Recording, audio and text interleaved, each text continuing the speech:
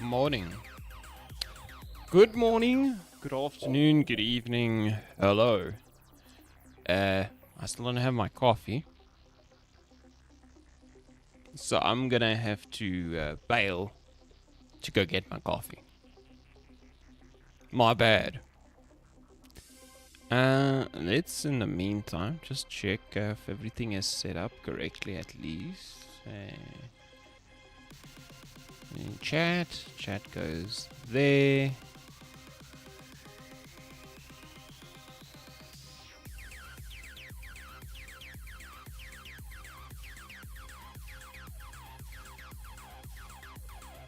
I see we are experiencing problems again. Let's see how to improve Twitch bitrate.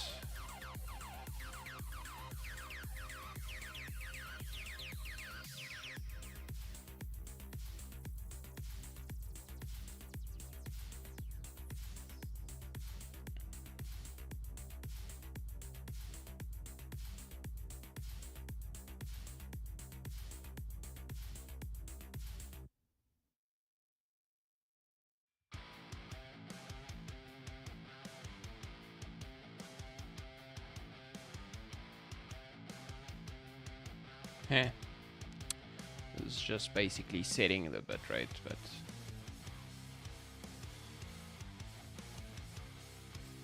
let's see how to shorten delay on Twitch.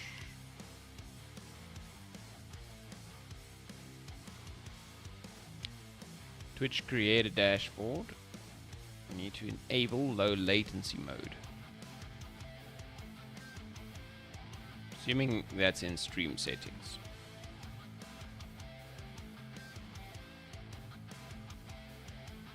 Okay, I have that one active.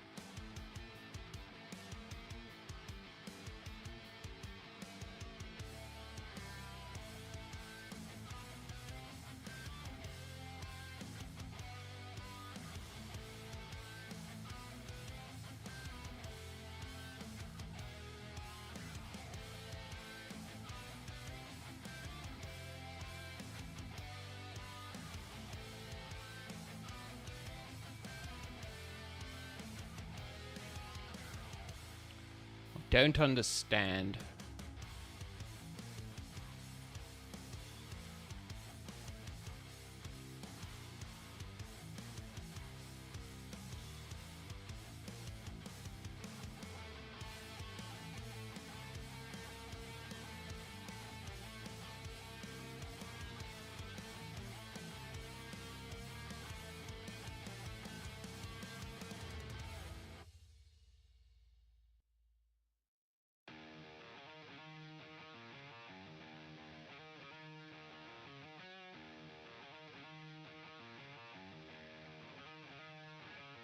Okay, so maybe it's gonna be fine. It just needs a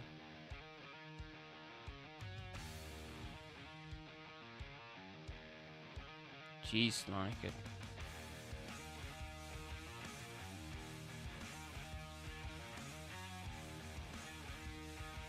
Why is the frame rate 10 frames per second? Wow.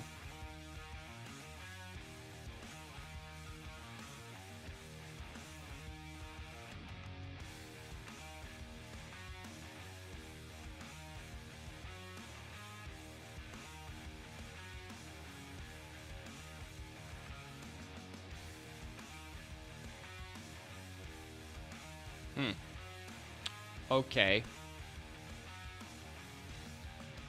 Okay. So I can do this, and I can do this, and then I'm gonna go get my coffee. So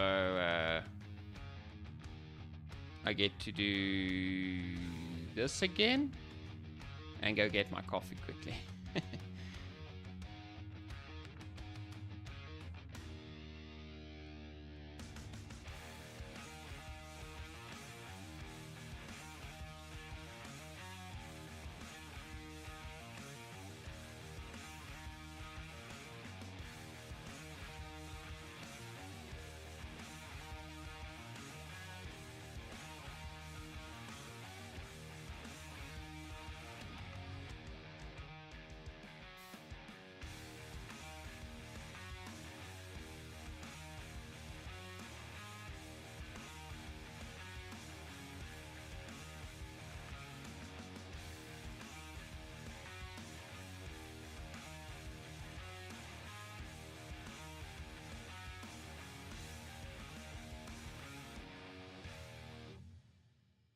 Yeah, okay. I don't know what's happening. The stream is weird, but let me go get my coffee, then we can start. Be right back.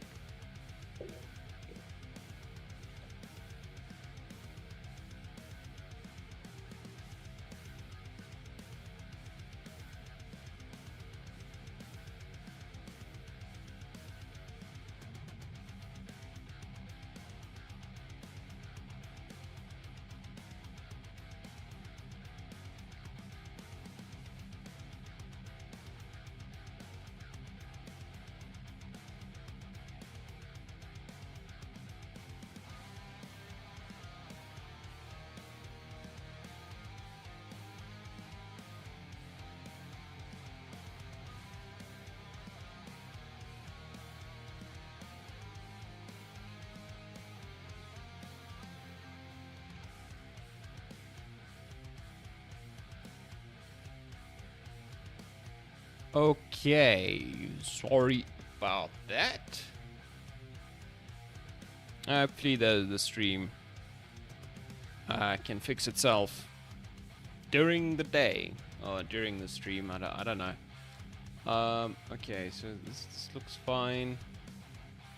What are we talking about in terms of our...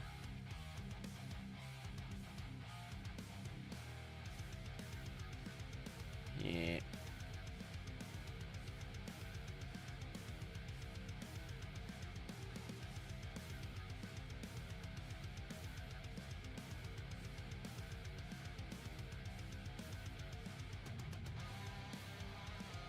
Okay. Seems like...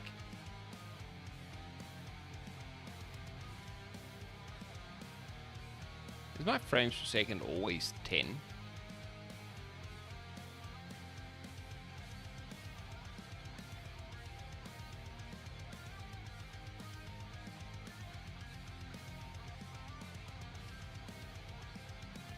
Why would it be that low?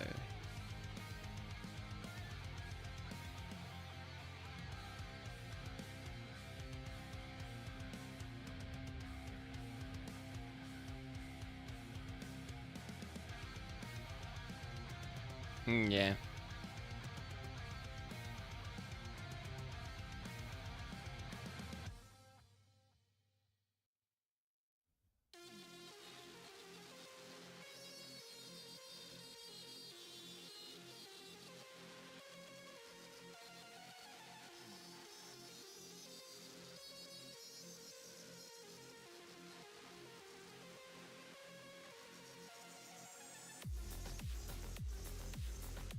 Okay, this is a bit annoying. I don't know. I don't know what to do. I have no idea. I don't think my settings are incorrect, so if I go to settings in OBS, I think it's set to 10 frames per second. Ah! Not 10 frames per second. That's not, no. I mean 30 frames per second, I believe. Yeah.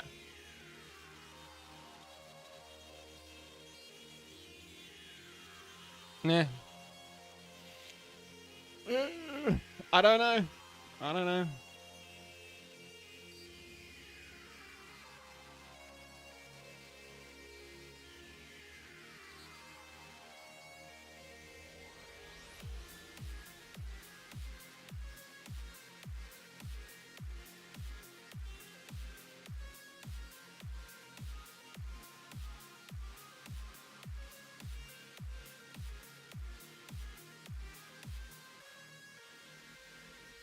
Wait, I just... Let me see if I reload my stream preview. Does it fix itself? Oh no.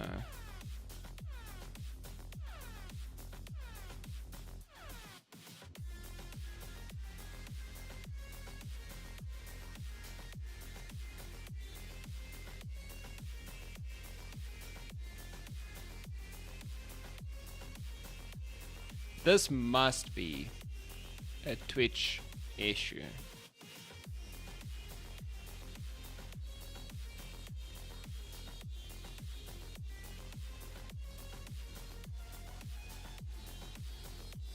Or something weird like that.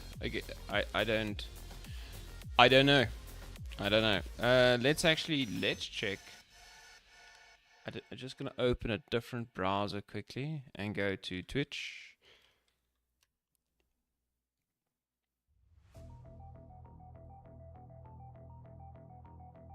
Click on my stream. Oh no! Look at that. Okay, so it's... My preview is not as broken. Okay.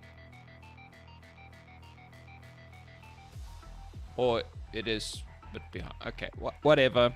We'll just leave that paused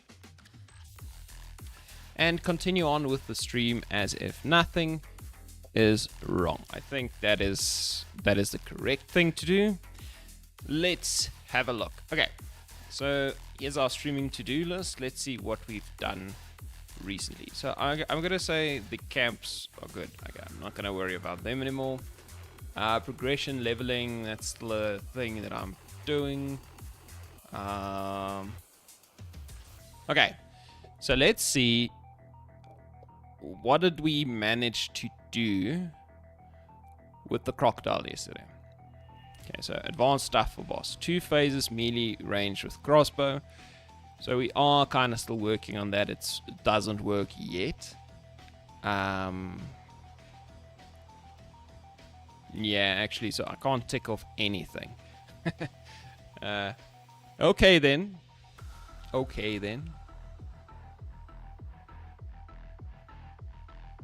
So let's just pick up where we left off yesterday then, I guess, eh? I guess that is what we do. Okay, let's see, where is my Unity? Oh, and the other thing I should be doing is starting the timer. The time tracker. I've been working on the boss for like 24 hours now, I think, roughly. Yeah, more or less. Let's get some more hours in there. Let's go. Okay. Where is this guy? Here he is. Here he is. Apparently there's been an update to the mesh. And he looks a bit better now. But yeah,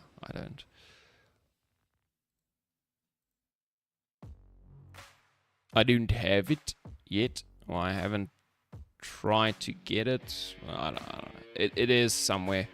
I'll get it one day. So we can reset this, right? 0 here. I forgot that I rotated the actual prefab, so this thing is now a bit weird. So let's see if we just make this 0 and that 0. That should be good, right? Now it's in the right place. Yes, these gizmos are flipping insane. They're getting in the way. Yeah, that looks okay. Okay, so we still have that problem where the crocodile kind of just runs you over when he's supposed to be shooting with a crossbow. Now, I think the problem is it's basically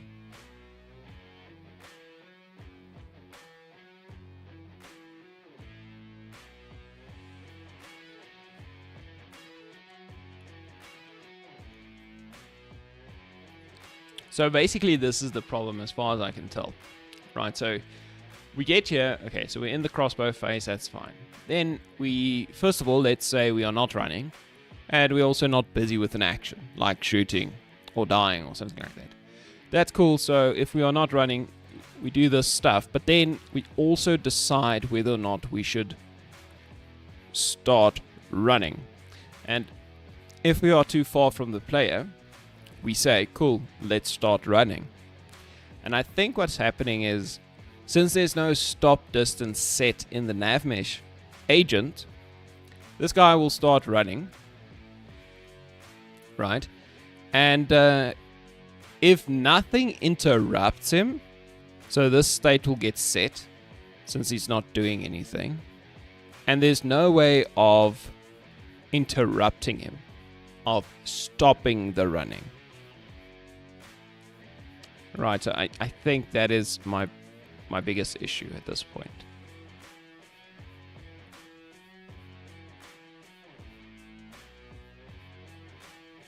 Right, so we set it to running, and now we're running, right?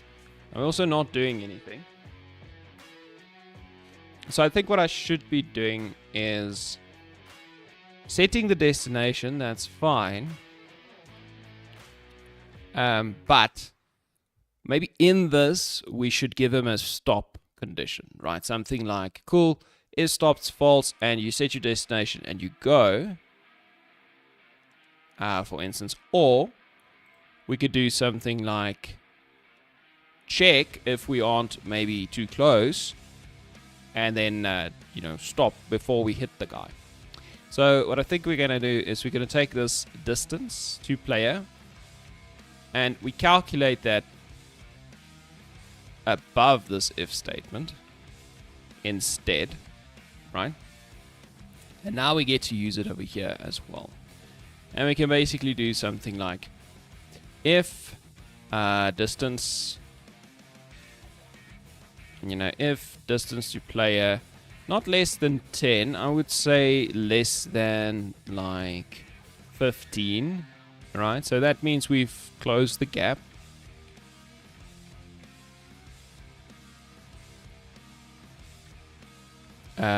Okay, so or we could just do actually, if it's greater than 15, that's fine. We can set stop to false.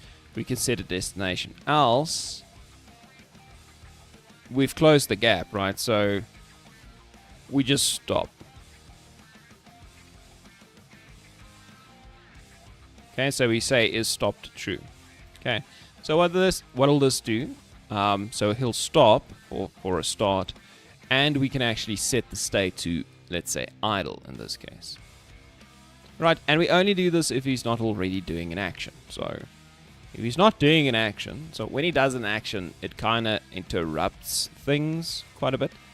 So as soon as he does an action, he can't actually get in here, which could also be a problem.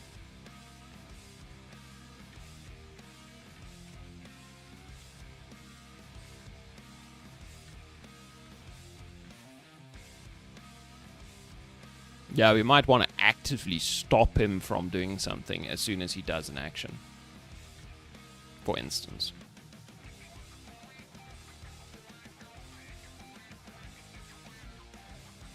Okay, so let's think whether or not this is what I want.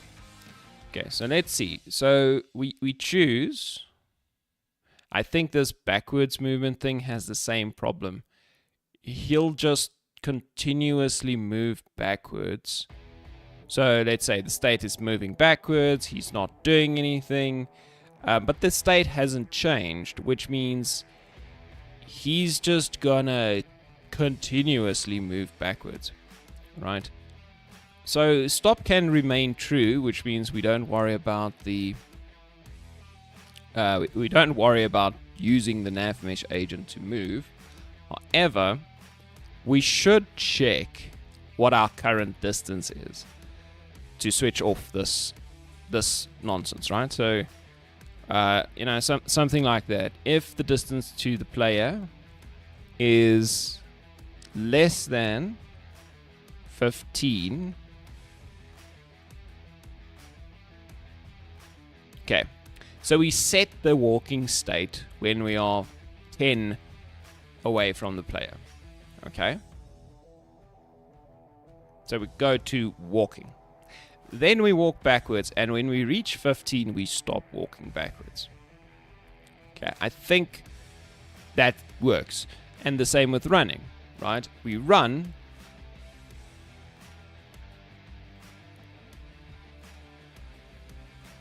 towards the player until we get to like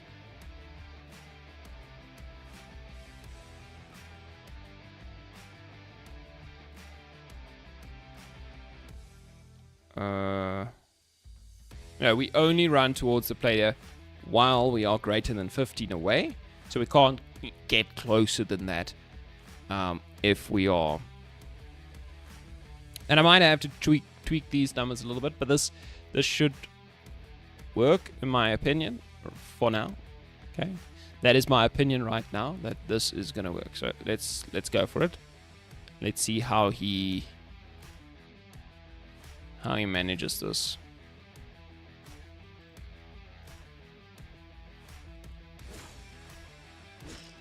Okay, we just shoot him. Get out your crossbow.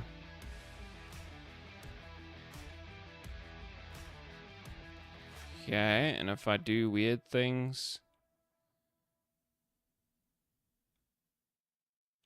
Okay, he'll come after me. If I run towards him, he'll move away until he believes he's safe.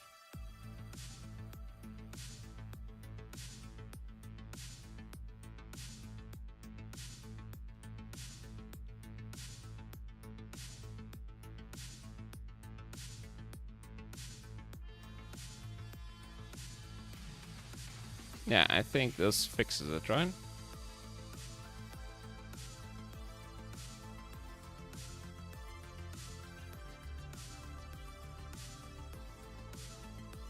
Yeah.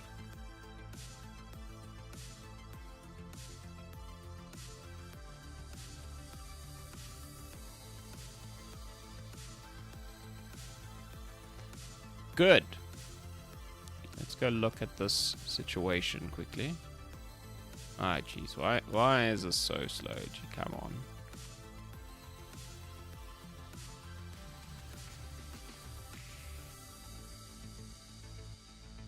Okay, he shoots pretty accurately, right? Yeah, somehow.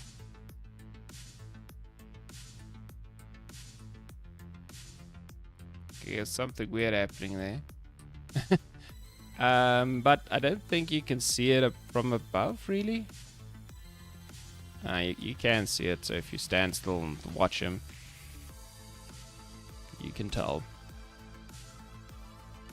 Okay, but at least he shoots relatively accurately, and you know, all the animations are working, etc, etc.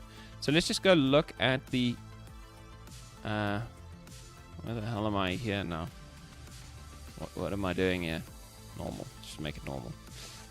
Okay, let's look at the shooting animation. Now, it might have been me that changed some things to make it look better, and yeah, over here, so we could do curves, for instance. We can look at these ones specifically. Right, those three. Yeah, I think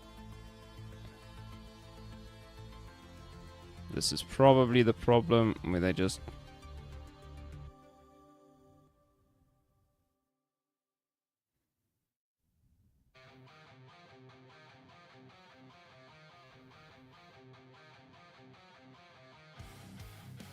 yeah, so we want to do something like this. Hey, that worked. Okay, fantastic. I had no idea that would work. Yeah, so he lowers the crossbow again. I had to move that so it doesn't look so weird when he starts the animation, but it didn't loop back to the original position. So this should at least fix that problem. Okay, and he's shooting relatively accurately, I would say. So the only thing we need to work on now, I think, is our bolt projectile. Which for some reason...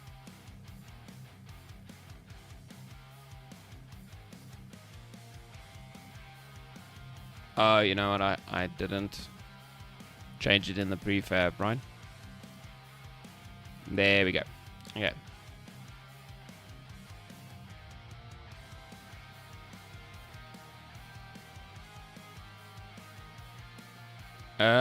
You know what? I'm not gonna open it like this. Let's go to the projectile thing down here somewhere. I just want to see something. Okay. I'm not muted, am I? No.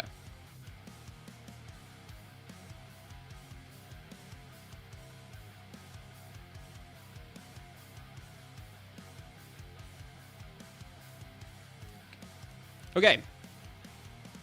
So let's see our prefab for the bolt should be somewhere. Let's close that one. Prefabs, weapons, bolt projectile. Okay, so let's have a look at this thing. So we need to do a couple of things, right? So in the bolt manager, we might have to add a couple of collision sphere thingies. And I want to add like a visual effect or a trail or something. Now I want these bolts to appear super powerful.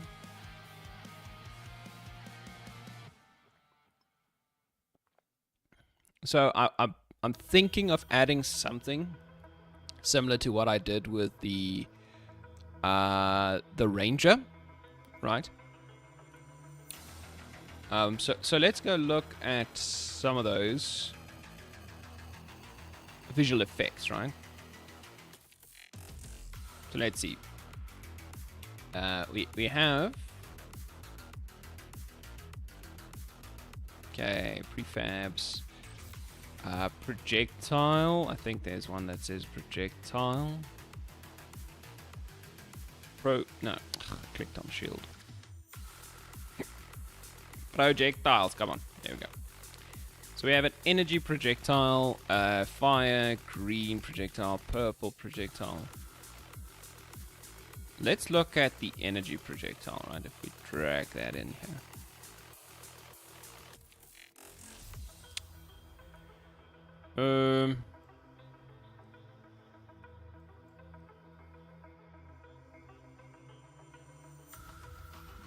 That looks a bit weird. What particles are there?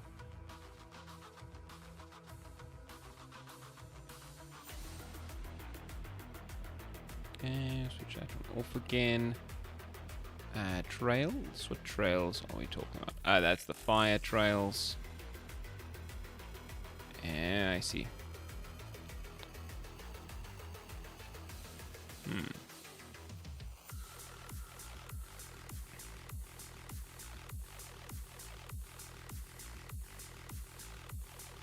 How are these even made? I could probably look at them and figure it out. Core trail. What is this? Ah, okay. Yeah, that's what I want. I want that thing to be active. For sure.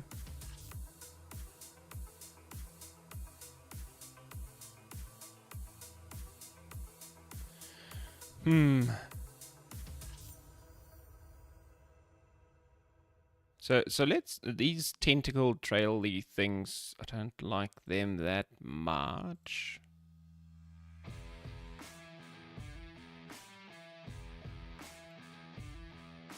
What is this one?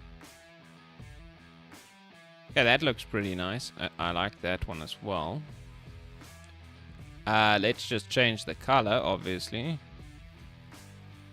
so it fits the aesthetic a bit. Okay, now the next problem might be... I'm going to move this forward.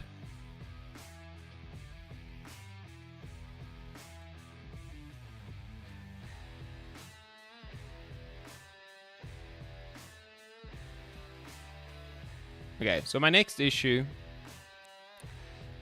is the color, maybe? Should the thing be red? Maybe. Okay, but let's try and get it to be in the right position relative to our bolt. So this should be 0, 0, I guess. Yeah, let's move it forward. So these bolts are going to be like...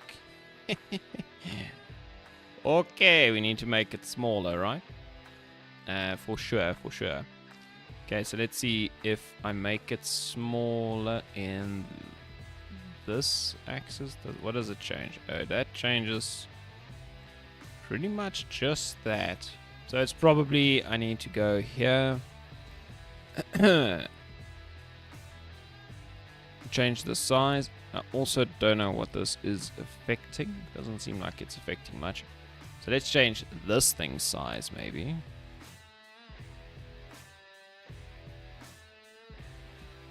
Yeah, that does something. So, okay. So we'll make it 0.2, 0.2. Right. So that's that thing. And the head, we make that 0.2, 0.2 perhaps. Okay.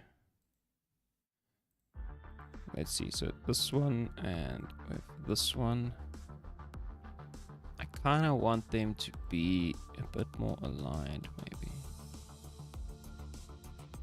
Right, don't I?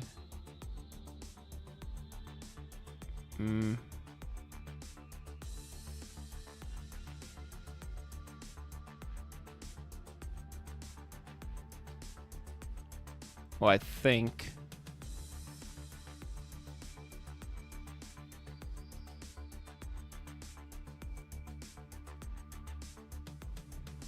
one of them should be smaller. So let's try 0.15, 0.15.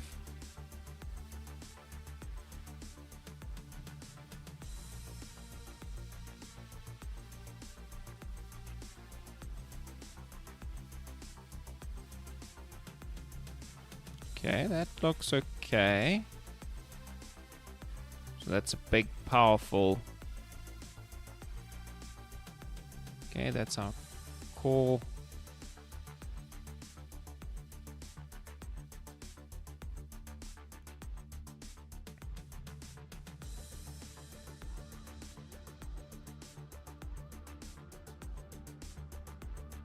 Now that can be long. Okay, that doesn't really change much. Nah, this one should get a bit... Alright, that's making it shorter.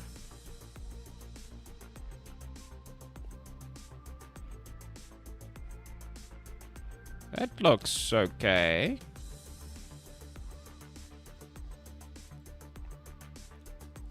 I think what we can do is we can add another trail. My trail. And then we do particle system. Right, we make a trail. And in the renderer, we say none, and then we get a trail material. Just making this the default particle. This guy, right? Something like that. Why is its position weird? Okay. Shape. We don't want to. No, we do want a shape. Emission over distance. Let's call it 10.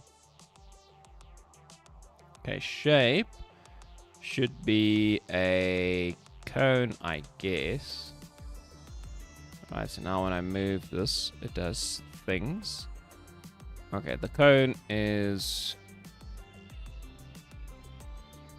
a bit too big. I also don't want that. Let's put the submission on just so I can see what it's doing. Okay, let's see if we can't do a start size over here. Yeah, 0.2. That just changed the particle sizes. Alright, yeah, that is exactly what it does. Okay, let's make it like 0.3. Could we sample a color?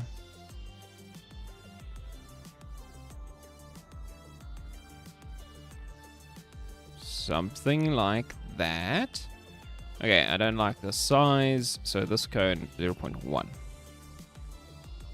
Okay, and then start speed I think should be 0. Start lifetime like 1. And we put it there somewhere.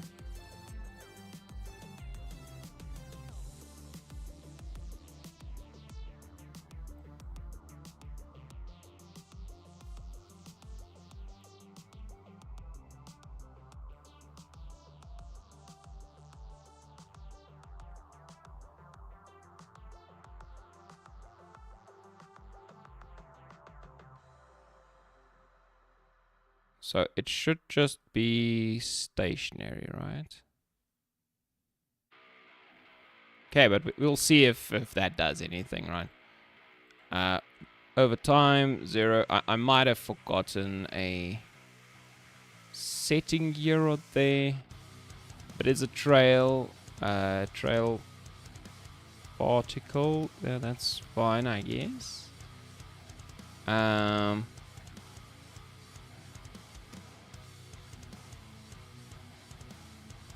We could do a color.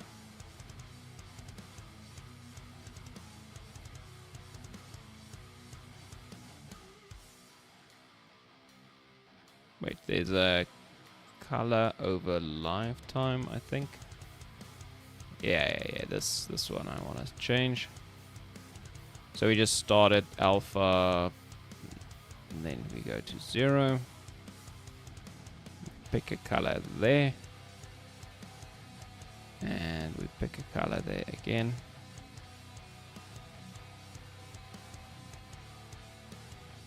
Yeah, something like this. I don't know if there's anything else I need to do. I can't remember. I'm not that good with particles. I've only made a few.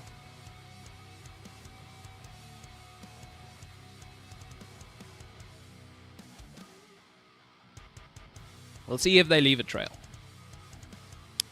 Okay, then the next thing is the bolt speed needs to be like 50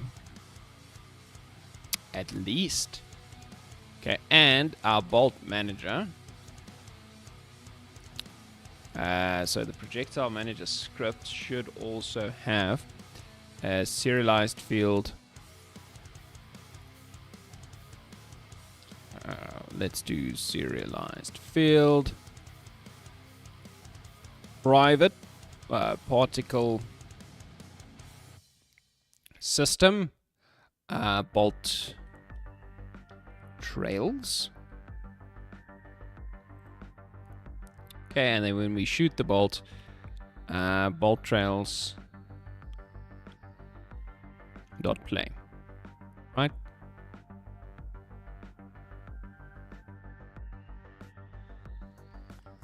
I think so, and automatically. Well, actually,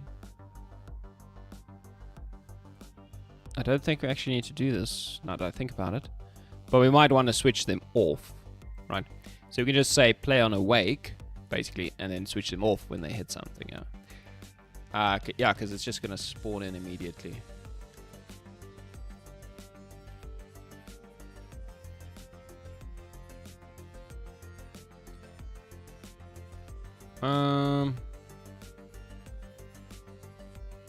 Play on awake is on.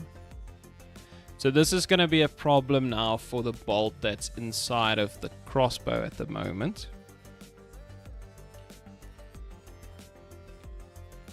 That's a bit annoying, so that's why I wanted to put a mesh there.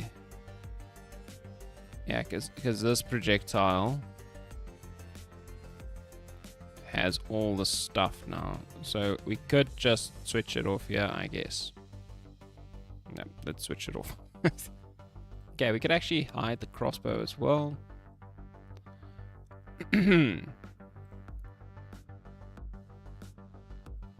Okay, let's see what that looks like. Wait, do I need to do something with my bolt projectile still? Whoa. That is not what I wanted to do. Let's just see. Yeah, okay, it wants the bolt trails. Okay, there we go. Let's go. Yeah, it's just visible because I opened the prefab itself. Okay, so there he is. He stands around, takes out his hammer like a boss. He comes after me. I tell him, no, sir. Get off. That's pretty cool.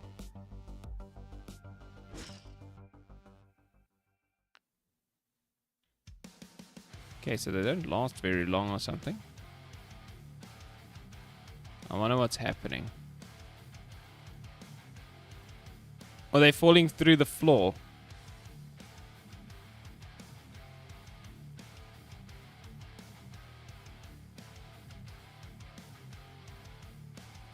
Okay, he's also not that accurate.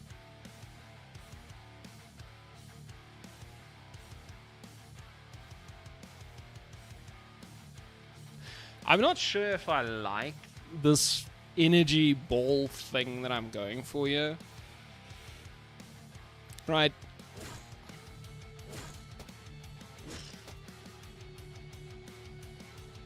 Yeah, we should dial it back a little bit, right?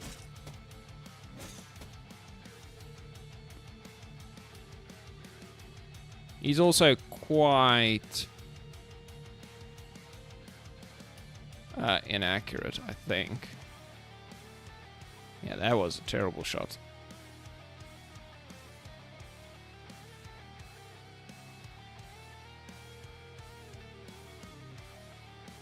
Should we make them bigger?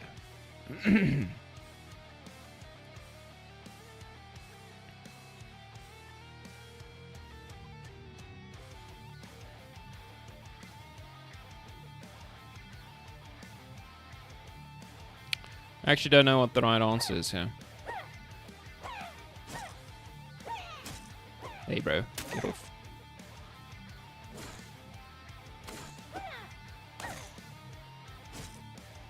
Oh, we should give them a sound effect, right? That's the first problem.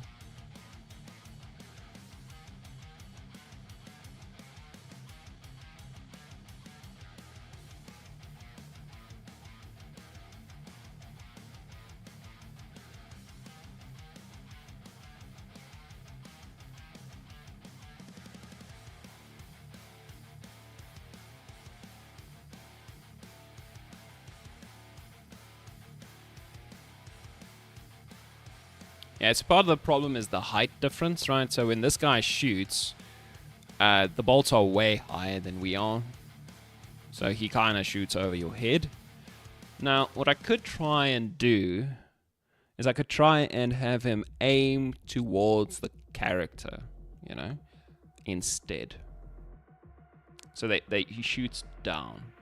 Let's do that. I like that idea.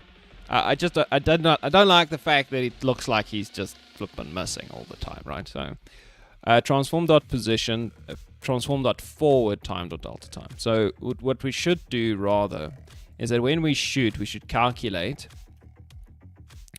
a direction, for instance, a shoot direction, private vector 3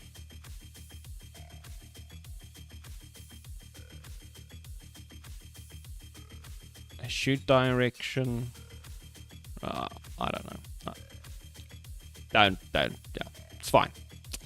Okay, then let me do something like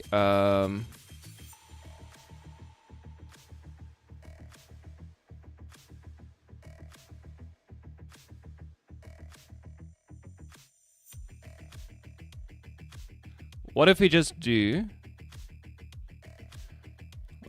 this? Transform dot forward equals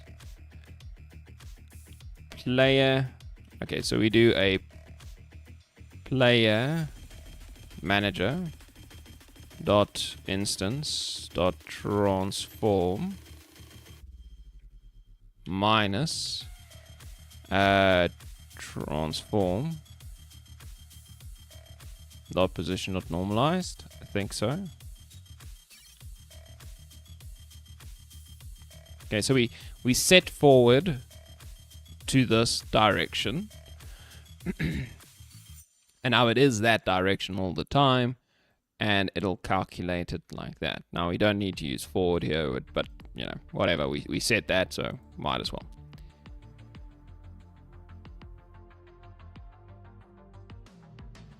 Maybe this is better. I think it might be. So let's see if he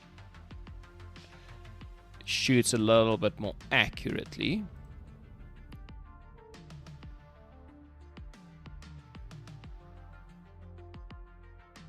And there's also definitely something wrong with him when we start, like he starts off inside the floor, which is weird.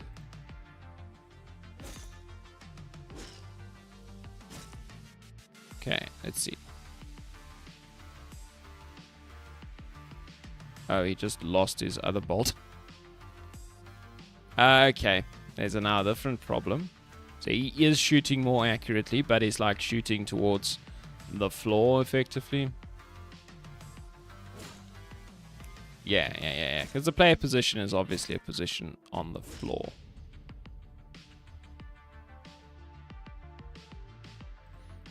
Okay, so let's just make him shoot a little bit up, I guess. Now this can be tricky because what is the player position? What is the height of the player, for instance, right? So it would depend on the character a little bit, but if we just shoot like for a nice middle point, let's just create an empty on the player and we move it up to like there. Yeah.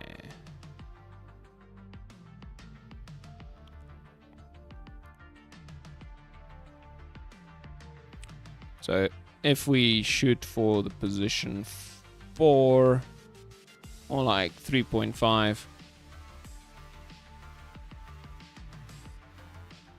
you will at least shoot towards the middle of the player, more or less.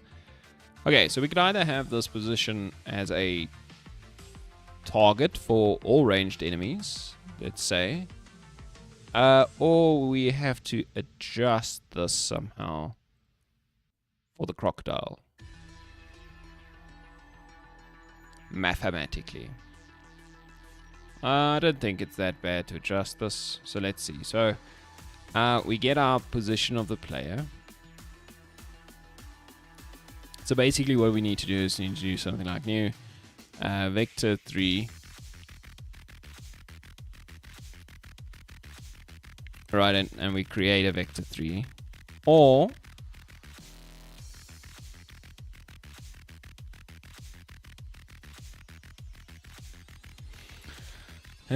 something like this. So this would be x, so we could do dot x,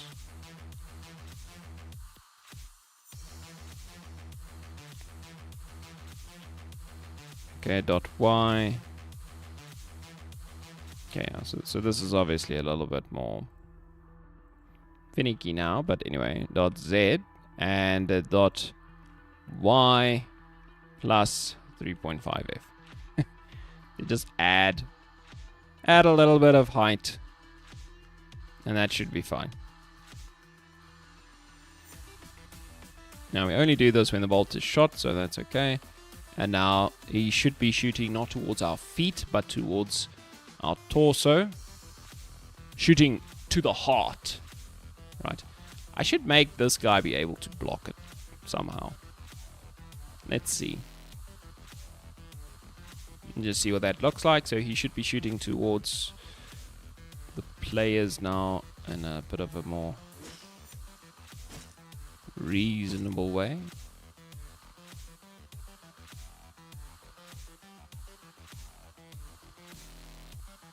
Okay, somehow I feel like he's shooting over my character right now.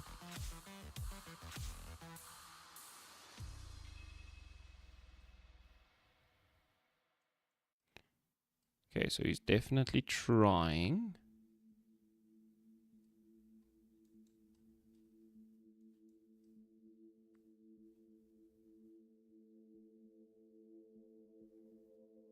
Okay, it's better.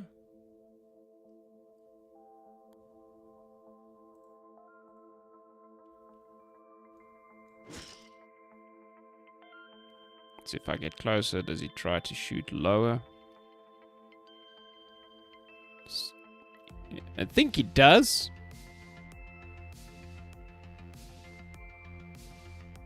You know what it is? This point. Yeah, okay. So in the player, I think the player itself is scaled. Yeah. So this point is actually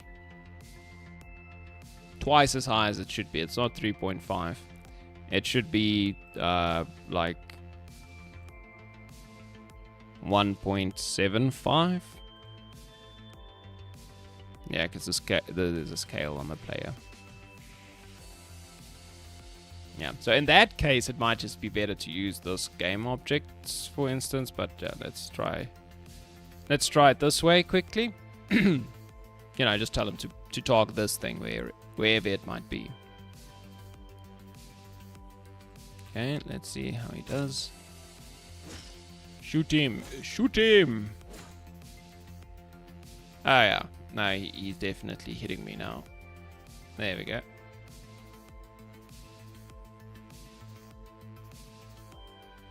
Okay, now we need to make the bolts. So yeah, if you keep moving, he's not going to shoot you. If I shoot... Okay, obviously I'm going to just destroy him right now because he's terribly weak. Right, but there you go. Okay, now let's go tweak that bolt a little bit more, right? I don't think that thing looks amazing right now. So let's go to our prefabs. See if you can't make this bolt just look a little bit better. So all of this might be too much, I think. Okay, so let's look at this thing. Could we change your opacity? We can. This thing, let's change your opacity a bit. This core trail might be the main offender.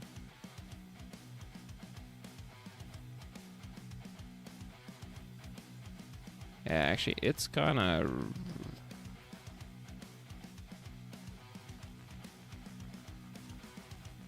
It seems to always be pretty...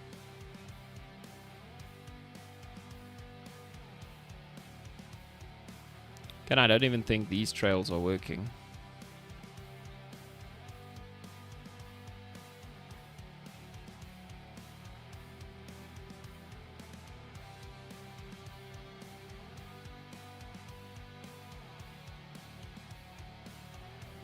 For some reason. Why?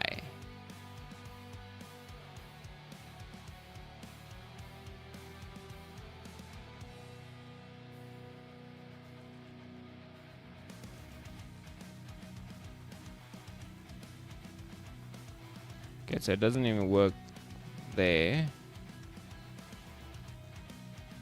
As soon as I give it some speed, it works. Okay, there's probably something I'm missing here.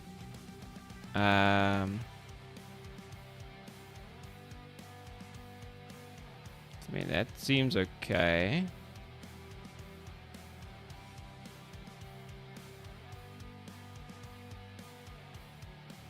Yeah, now it's doing something.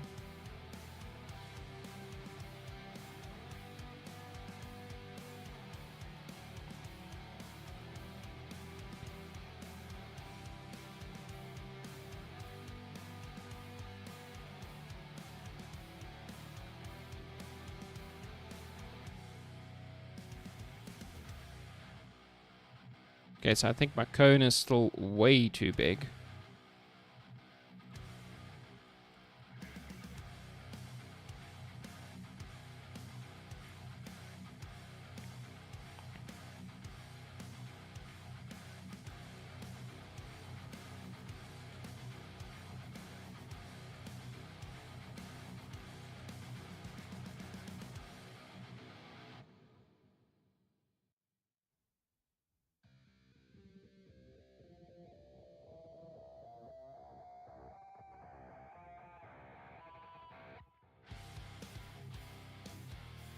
Okay, so maybe I don't work with this.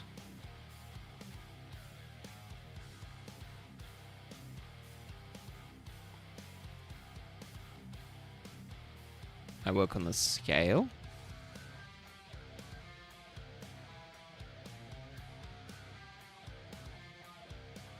Perhaps?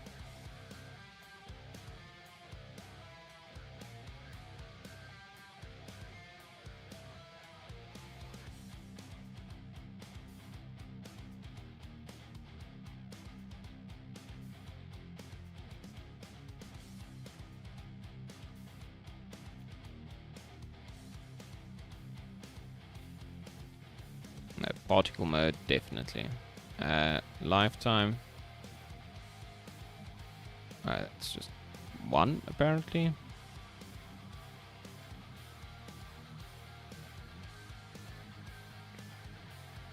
Yeah, I can't remember how to set up this properly. I've done it once, right? Start lifetime probably gives it a...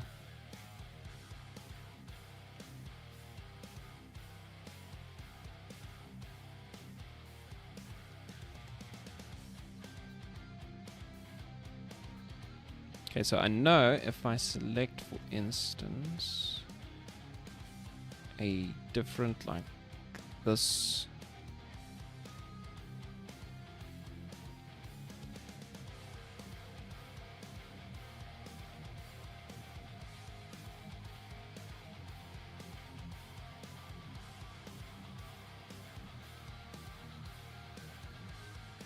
So now when I move it, it should do something, right?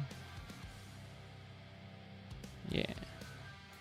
Okay, so let's make this like 5, perhaps.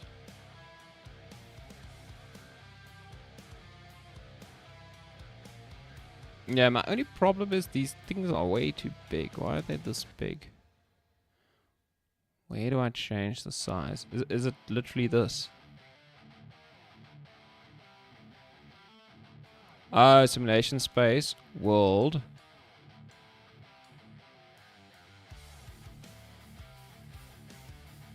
Yeah, so we do world and we give it no speed. Right. And now if I take like the whole bolt and I move it, yeah, we leave behind. Okay, what we can also do now is our renderer, we can have this be, or the trails. Wait. Oh, no, sorry, I need to be here. I think we can have it tiled as well. Instead of stretch texture, we could do tile texture. I think.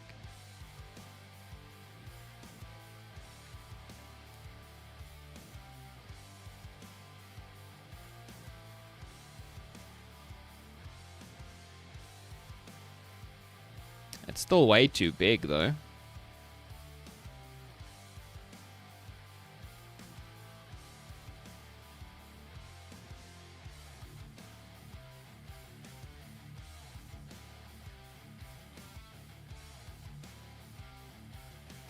So no way of just making it a point edge.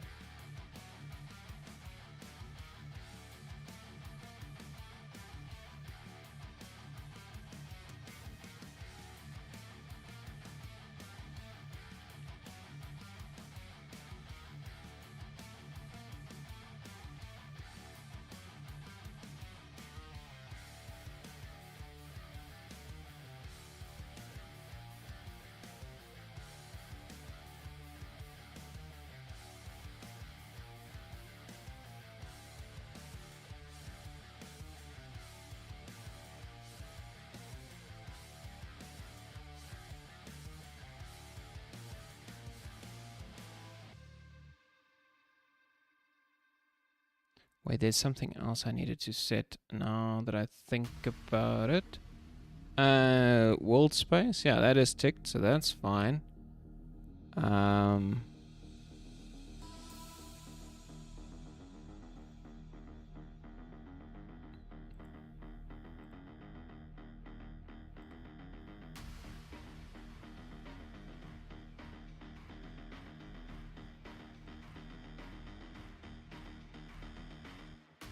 Width over trail, maybe this is the right one.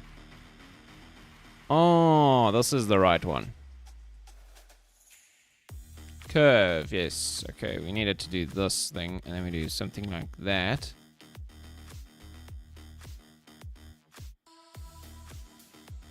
Okay, now I think I know now. This should be 0.2 or something like that.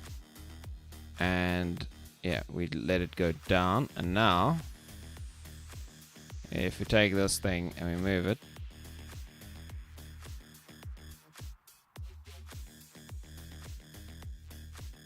yep. That looks like something, at least. Okay, yeah, so now there's a width over trail.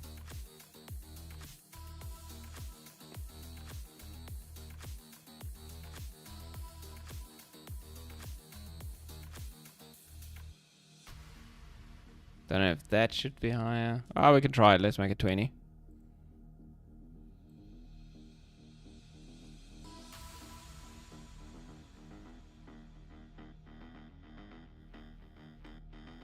It's a bit weird. So it starts wide and then goes down. Right.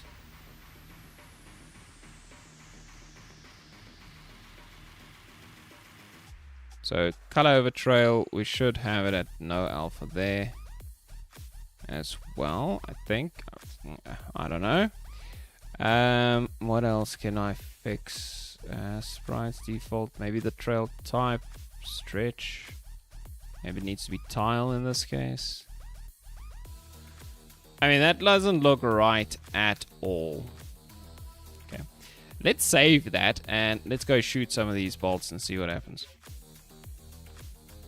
I must say, I am a bit lost here. I think I'm... Oh, I still have coffee. I'm doing something wrong.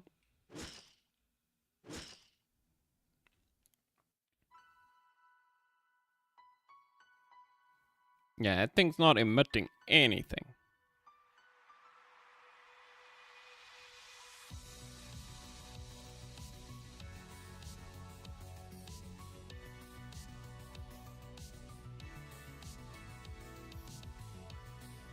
Okay, let's stop. Let's go to our hammer. Yeah, so this trail works. No, not that one. This one works. Color over lifetime, renderer, default particle trails, width over life, stretch, particle. Emission is 20, shape is a cone. Yeah, and if you take the hammer... Wait, why can't I see it? Where is this hammer? Why is it hidden in the prefab? That doesn't make any sense. Yeah, there we go. Yeah, if I take the hammer and I move it.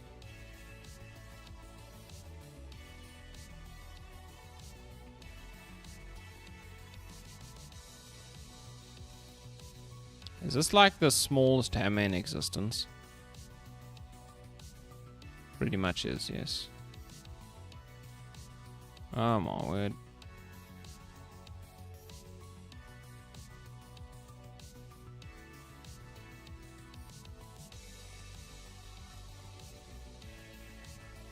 So let's click on the trail, and now if I move, nothing happens, of course. Okay, let's copy this particle system. Copy component, and let's open the bolt. And then we go here and we do a paste component values. Okay, so now all we have to maybe change is this color and make it a blue. Right, and this one. No. We also make it a blue. Okay, rend trails, all that stuff should work fine. We have a cone with some size. I don't know if that's gonna work at all. Let's try it.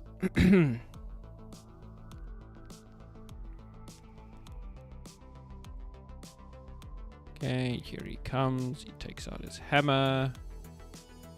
He comes. Let's see if that still works. Yeah, no, that still has trails. Very good ones. Okay, and that still doesn't have trails. I wonder, actually, if this trail is because of me putting it inside the projectile, so it's somehow, yeah, this might be interfering with it, right?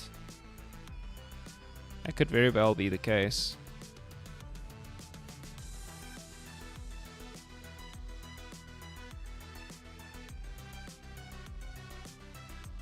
Okay, wait, this now works. I think that might be the case. If it's inside that thing, it doesn't know something about itself. Who knows?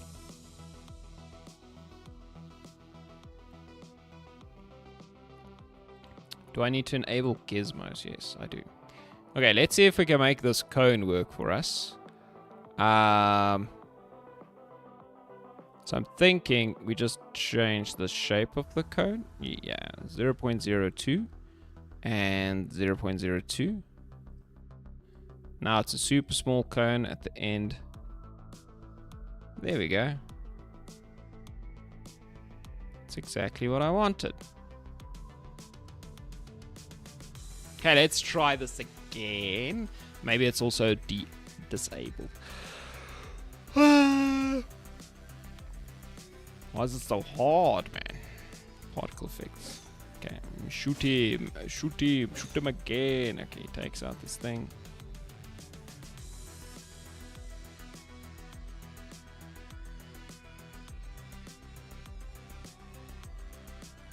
Okay, let's go to our scene. Let's go find some of those arrows. Bolts. And let's see what's the problem here. Okay, here's the trail. It's not playing. Okay, but if I tell it to play.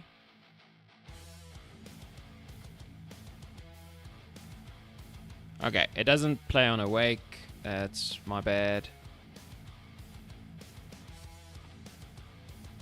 So this trail needs to do play on awake. Okay, let's try this again.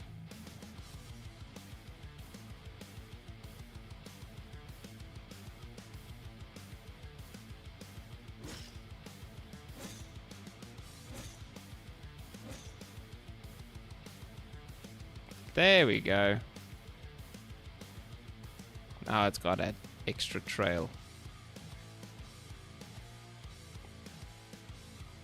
Okay, cool. And what we can also try, I'm not sure why this would interfere with it, but it does. Maybe we switch this one off.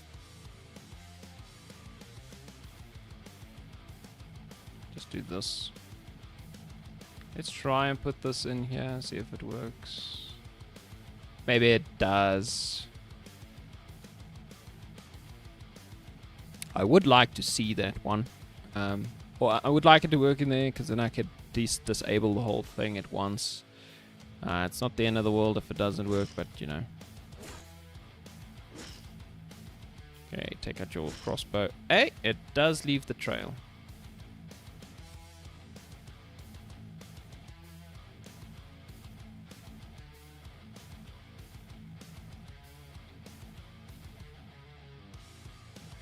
Okay. But I think I still want this. Yeah, let's put that one in there.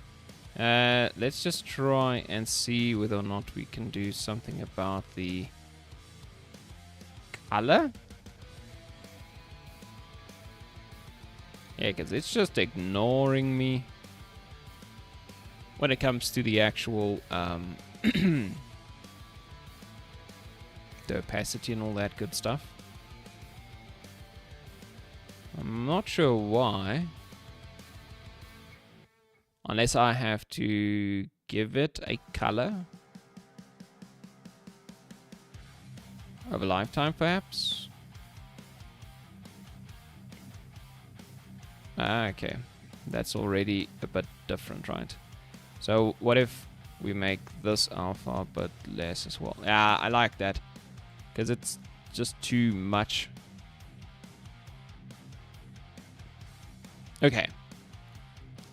So this is now our bolt projectile. Okay, and the guy, he shoots at you like he should. So the aim is better, the projectile looks better. My stream is still unstable. What can you do, hey? That's South African internet. Or it's just maybe the Twitch is too far away or something. I don't know. Let's eat one of these mints, because I need something to keep my throat going.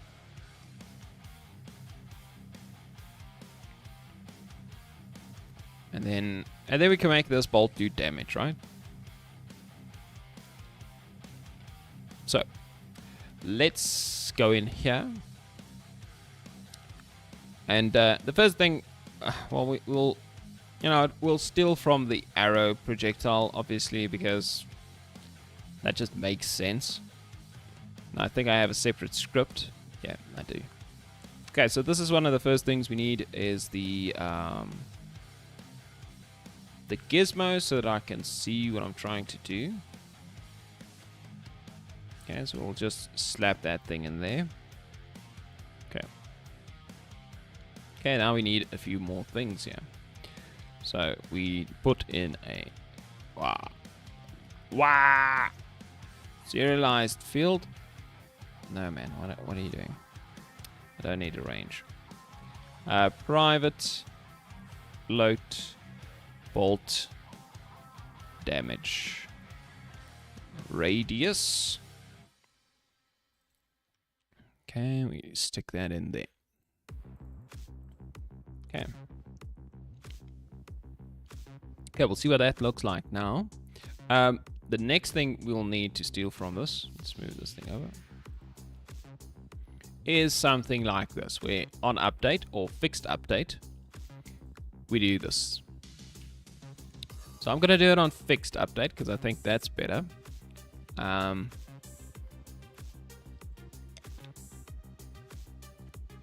Okay, so the layer we want in this case shouldn't be the enemy layer, we want the player layer. So, but we should define a layer mask at least. So we do a private layer mask, layer, and then on start we do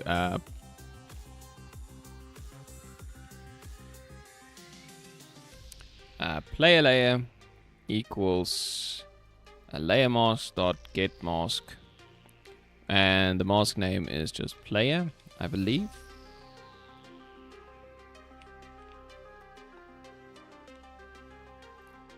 Okay, so we work with the player layer. And the player layer is now supposed to be substituted in here for all of these layers.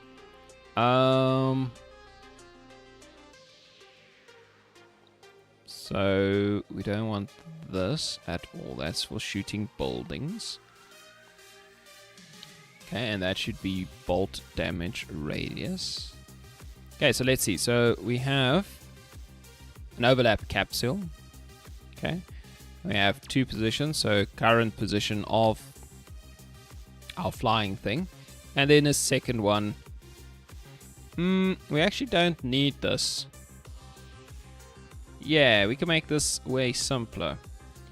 We can make, since he's shooting down, so we can do an overlap sphere, right? And we can do yeah, that's it actually. I can get rid of this as well.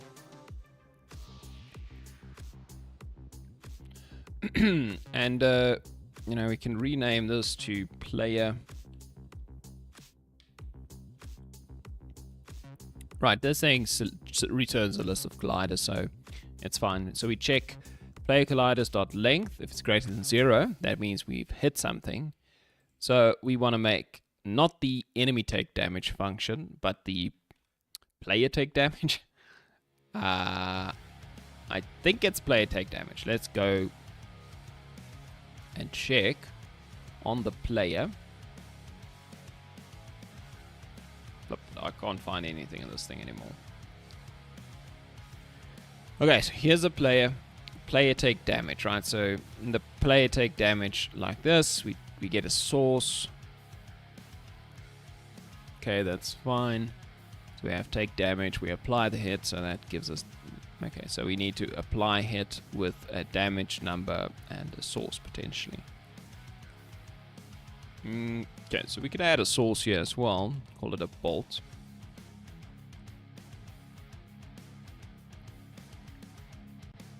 Okay, and then, you know, we can make a sound effect with the bolt.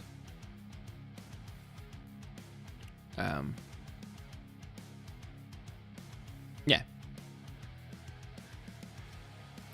I wonder if we should do, I'm gonna try that.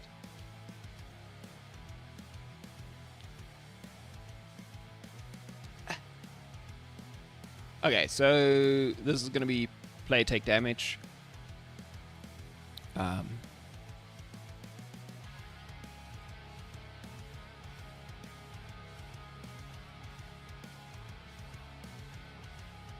So player. Oopsie. So this is the player take damage instead. So that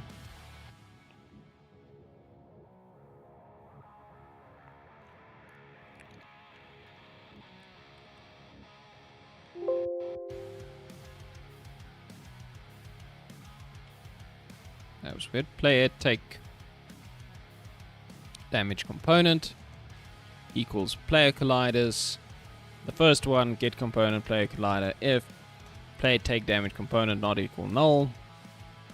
Player take damage component apply hit.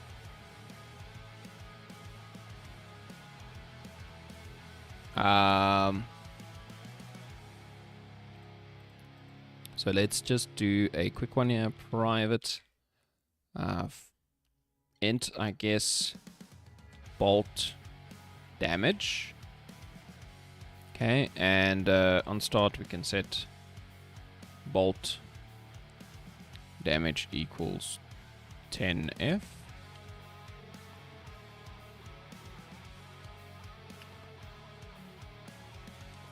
Sorry, it's an integer. Okay, and then here, so we apply the hit, we set the bolt damage, and then here this should be player take damage dot damage source dot bolt. Okay, and yeah, something like that.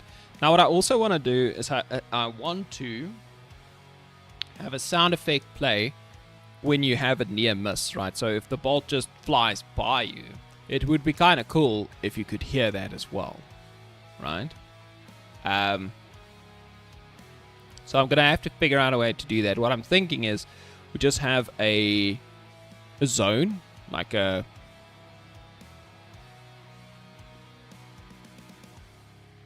collider, I guess, around the player. And then when something comes through there that has a sound effect associated with it,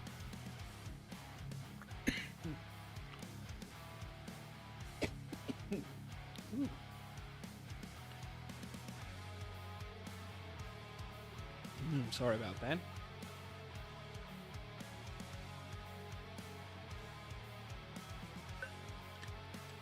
Almost choked. Okay. So this is apply hit.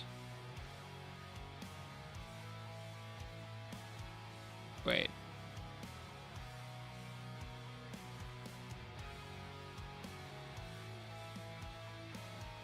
Why did this thing just break? Is it this? I don't understand.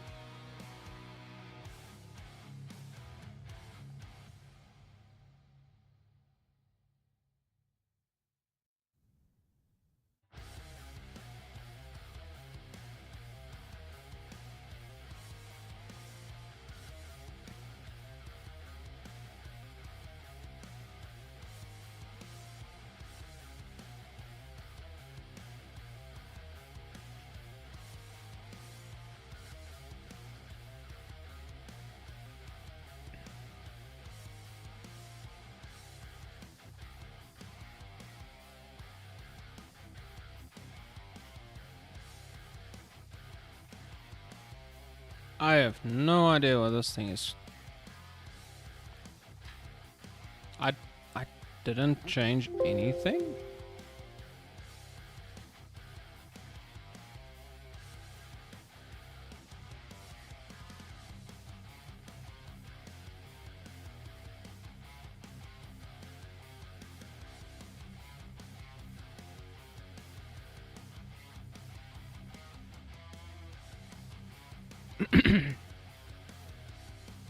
I don't know what just happened.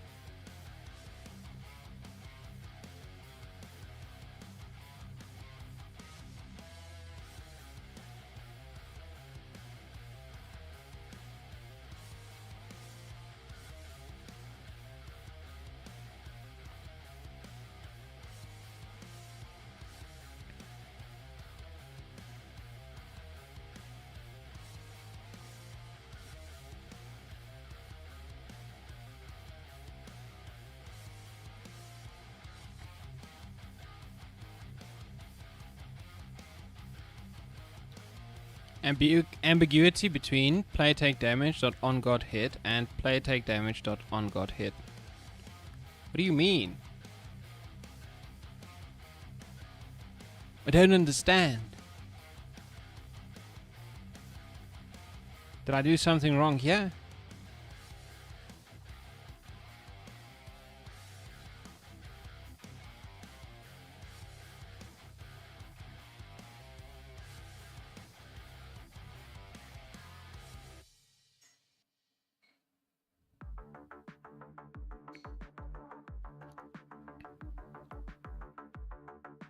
I don't understand what I just did.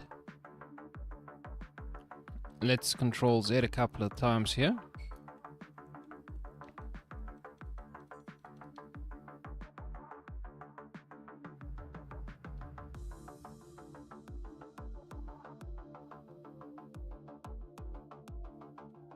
I must have broken something.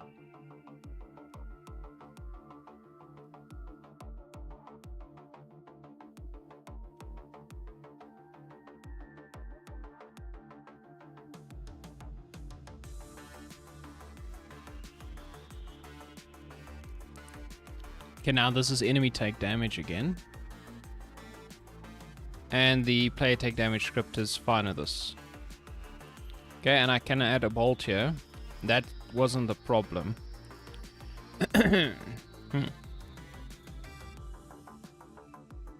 That's crazy. What did I do?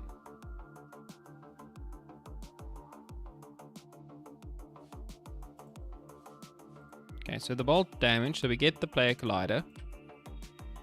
Huh. Huh. Huh.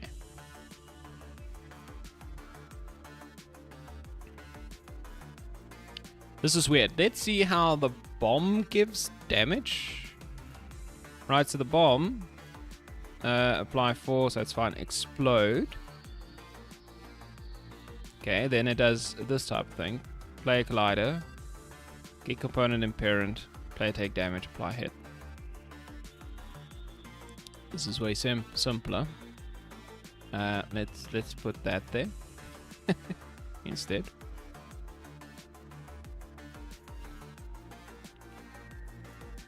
Okay. So this would be the bolt damage radius instead. Right, and then we need a private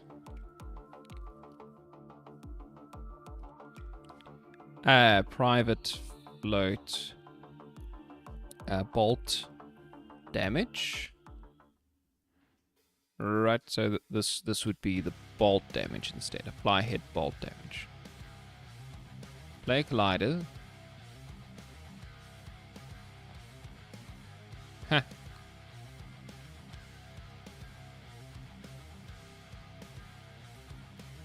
This needs to be an integer. Int bolt damage. There we go. Who knows what I did wrong here? But anyway, now we have the bolt damage working, sort of. I think it should work. Right, so we have an overlap sphere. It checks for everything in the player layer.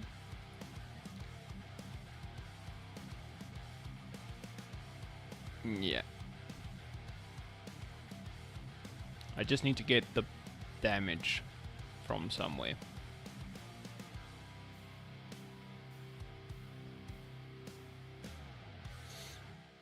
Yeah, so that's the only thing I still need to figure out, what the bolt damage actually is.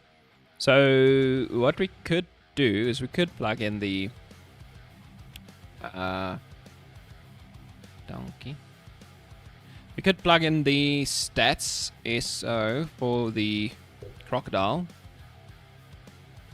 I guess. Then we just need to determine what the... So let's just do that, I guess. Private enemy enemy stats SO, and this would be the crocodile boss enemy stats. Alright, so let's see.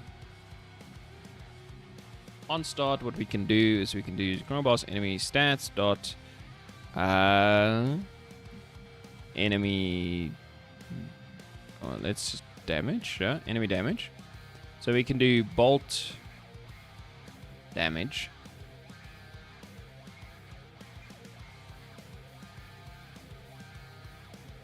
Equals whatever my enemy damage is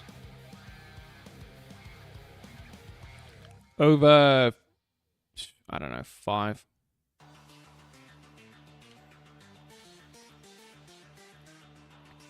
I have no idea how much the damage is right now.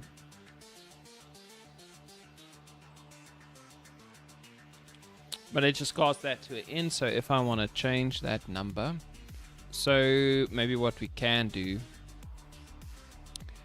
is we can just do a serialized field, and then we can do a private float, I guess, bolt.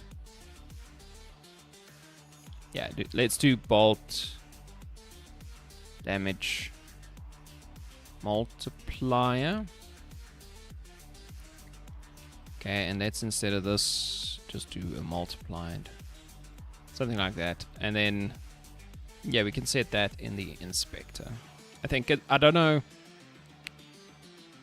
exactly what the damage is, and I don't know if I want the multiplier to be the same thing all the time. So let's just do this instead. Okay, so now let's go look at our projectile.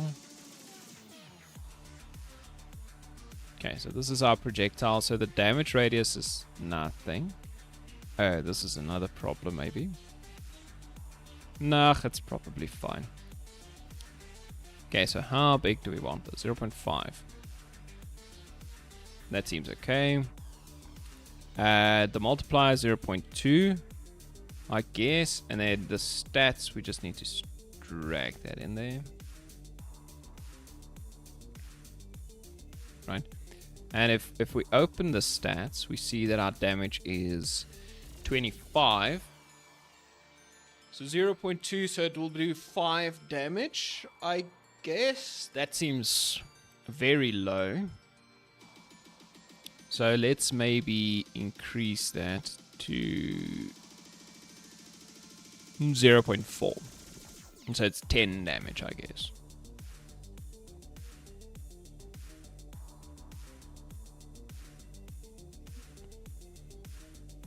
Oh, let's just make it 1. So it's 25 damage. So the idea would be... Oh, let's think about this. This guy's going to spawn a bunch of enemies also. So maybe he shouldn't also hit like a truck. So let's just make it 0.5 for now. And we'll see how this goes. Okay, so the next thing I should probably do... I should have our bolt potentially collide with and stick to the player. Maybe. Yeah, that's this kind of cool thing that can happen. So, on collision enter type thing. Yeah. Okay, but that we can do later. For now, let's see if the damage works.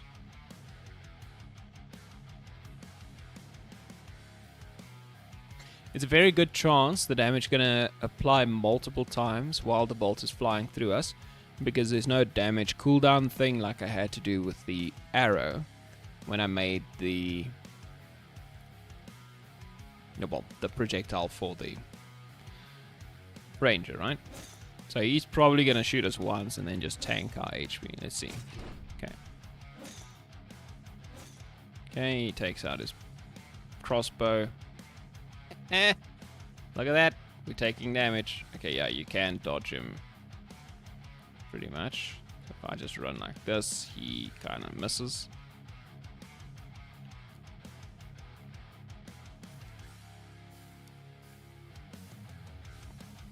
Yeah, so the damage is applied multiple times. Yeah, what if I made him shoot ahead of you, so you have to juke him like this?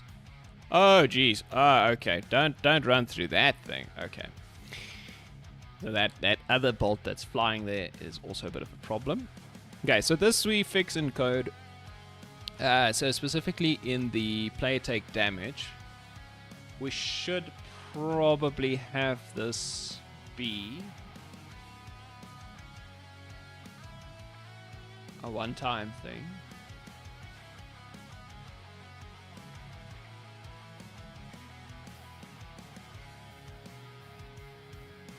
So what we can do is similar to enemy take damage. Let's go to enemy take damage. I have a timer, so you have a short period of being, a little bit protected.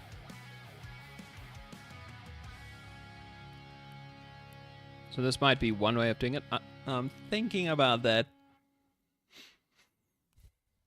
So the arrow is the only thing that does damage continuously, right? Or this bolt.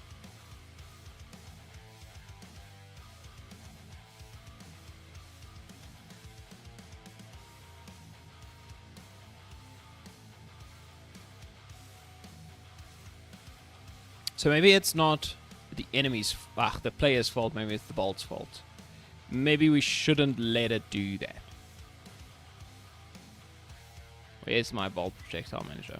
Yeah, so we could do this to check. So let's write a function here. Private void do damage function. Right. And what we do now is something like all of this stuff, actually, for a start. Okay, so we do all this, but we only do it if we have a can do damage boolean. Private bool can do damage, right? So basically what we do is can do damage is equal to true at the beginning, and then as soon as we do damage even once to anything, we stop this. Right, so if we can do damage, right, we can run all this stuff, right?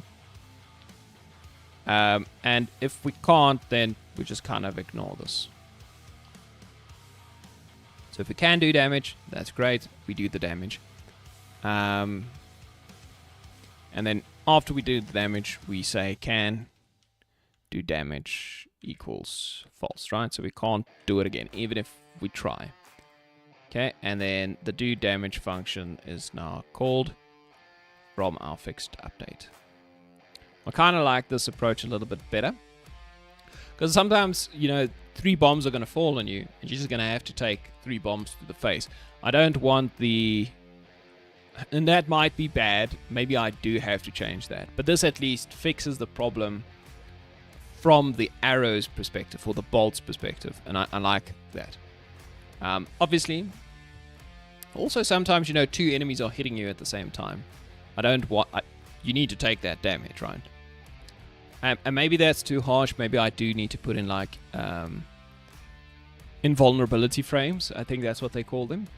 So just a frame or 2 where you cannot get damaged again, effectively.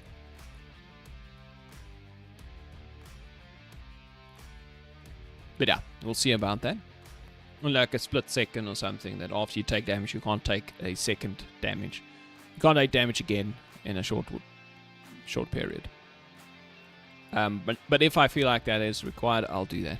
So now at least the do damage should be fixed.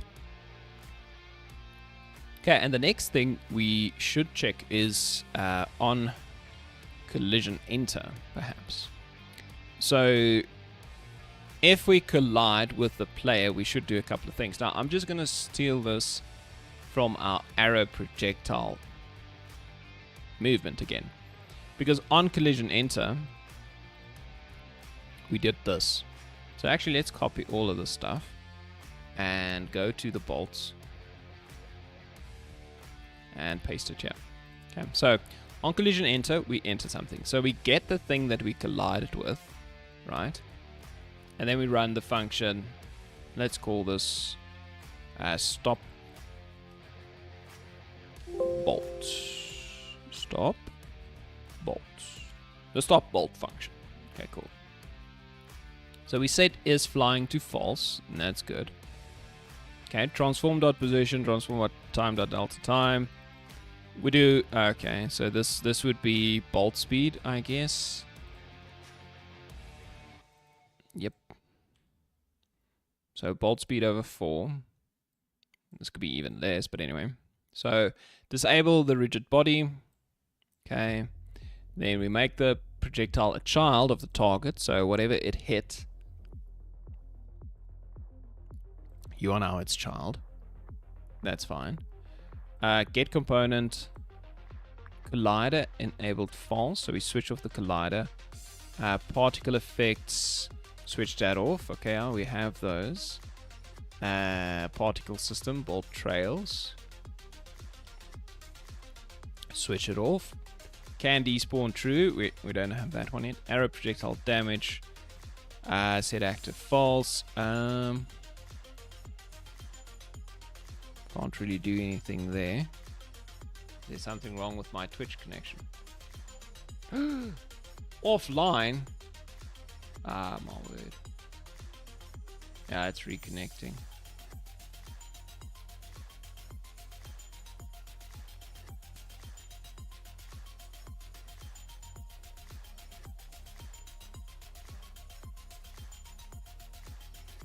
YouTube.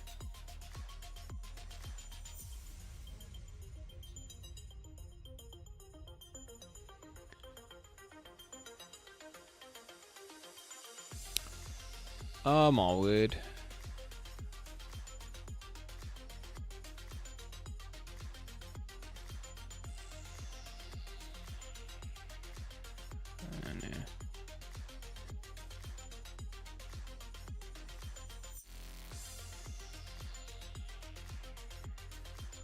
Okay, let's stop the Twitch stream.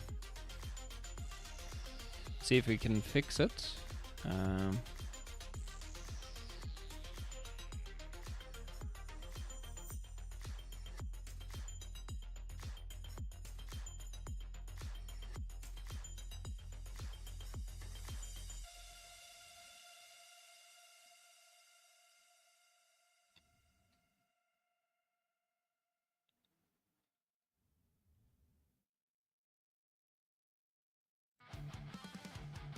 Let's see if we can start it again.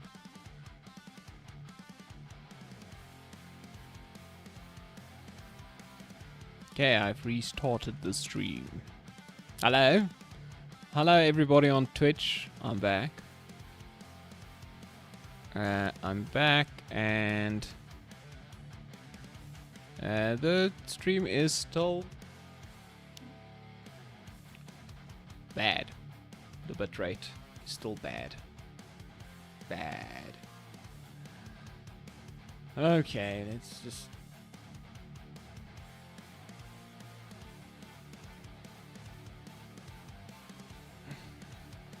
Don't know what happened there.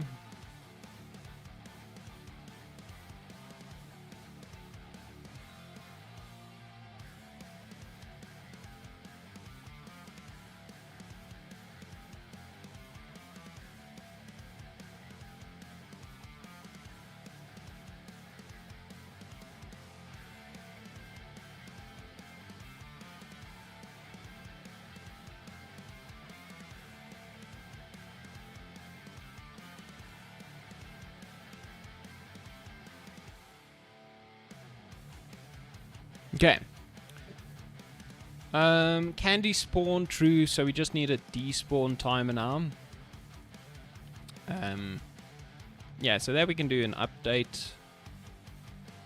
So we can do a can despawn. So we could also get all these things from the arrow projectile movement, I think, right? So it's literally just a small one like this.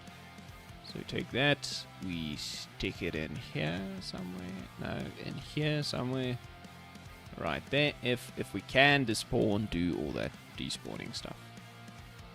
Despawn, can despawns false, despawn time, 2 seconds. Yeah, that seems good.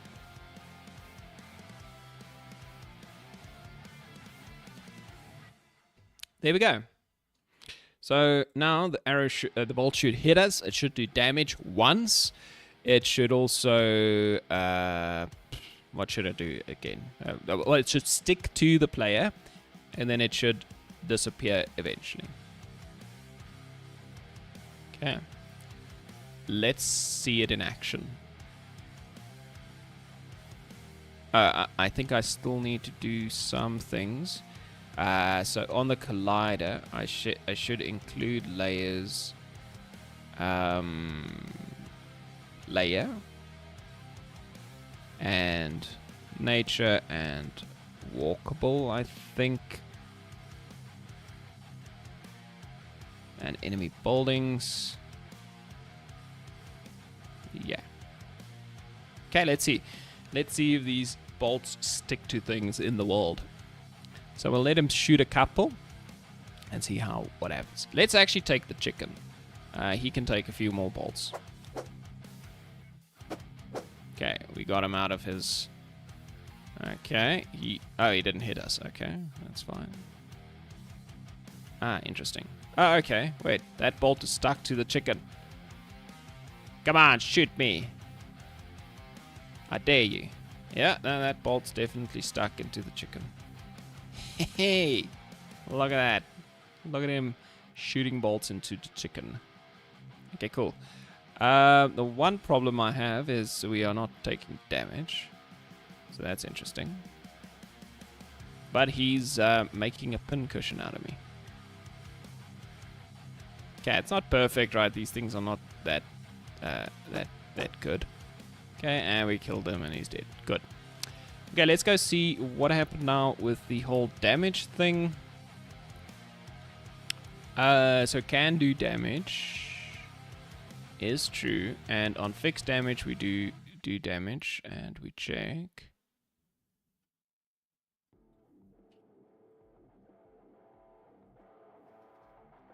Ah, that's interesting.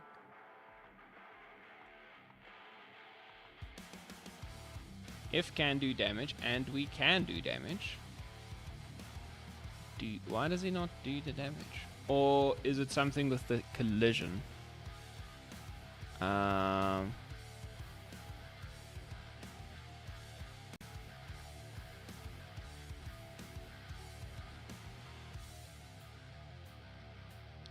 Yeah, actually, why would that change?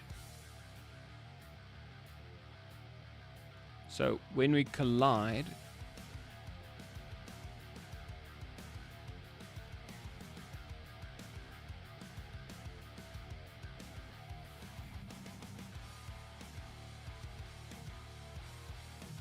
this shouldn't change anything, should it?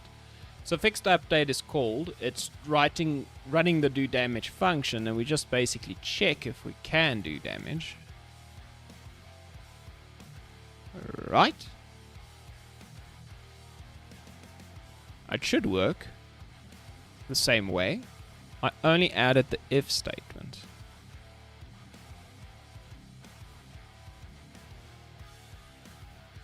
Or should I do it somewhere else?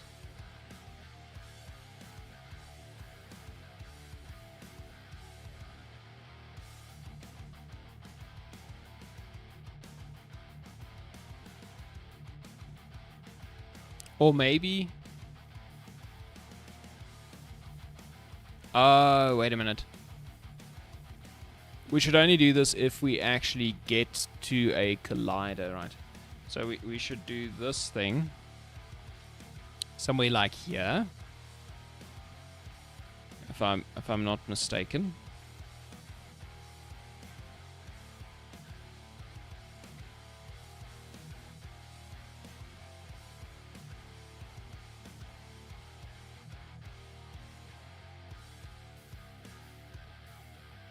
Yeah, so for each collider, if we can do damage, then we do the damage to the collider, and you know what, we set the collider to false. So yeah, so when there's no colliders, so if there's no collider, it cannot actually run this, I guess, because if this is empty, it'll just skip this, right? That's what for each does. I know I did this a different way with the arrow guy. Hey, now my stream's excellent, apparently. Well, I'll continue like that, I guess.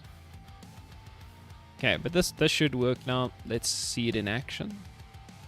Let's see this crocodile do some damage. Drink some coffee.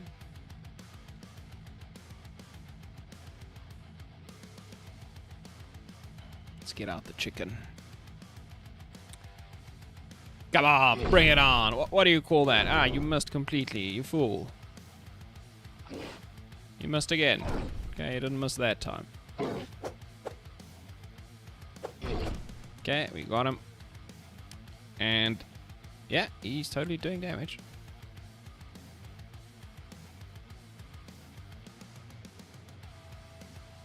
And I'm getting a bunch of bolts stuck in me.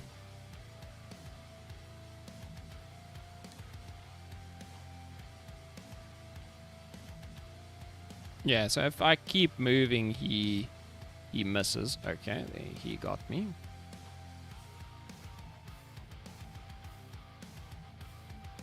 Juke.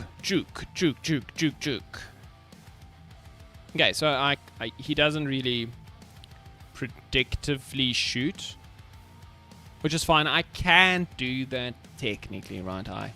I have the power, but I don't really want to do that.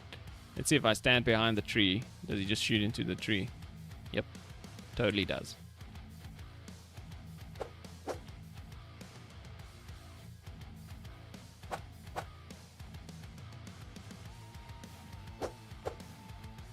Okay, that's great. So there's a lot of stuff working now. Let's... Where the hell are we? Okay, good. Okay, I'll be right back. Just have to go to the restroom quickly. And then we can continue this adventure. Put that thing on there, put this thing on there, and mute myself.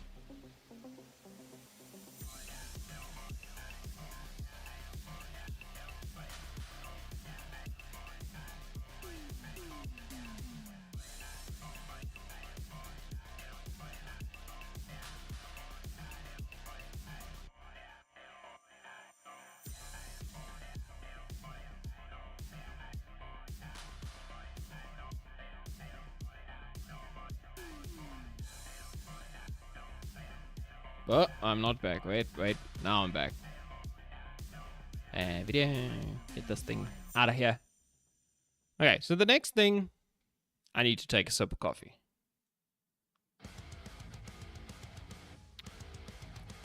Okay, so what do we have to do now? So the crocodile, he would like to spawn, to call in reinforcements when he reaches his, the various damage thresholds, right? So he takes out his crossbow and he shoots, and that's fine. Now, obviously, we can polish this up a bit, right? Because it's not perfect yet. But I'm kind of interested in getting the system to work for spawning enemies. More enemies, right? So let's see if we can figure that out. So I'm thinking we're going to go into our crocodile boss enemy, and this is going to happen in the manager most likely. Right, so currently the manager already does most things. Yeah, so we have this phase change to crossbow. Right. And this is done when he reaches a health threshold. It's called here.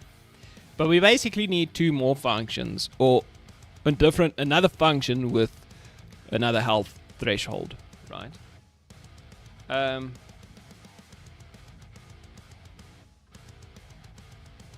Okay, So what we could do is we could have multiple, well, we could have one function. So we could call it the private void call reinforcements. Call reinforcements functions. And this kind of gets an integer to say, you know, which phase, which reinforcing phase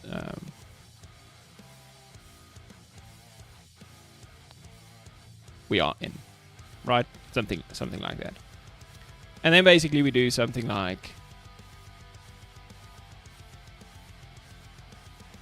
okay, we can do a lot of things.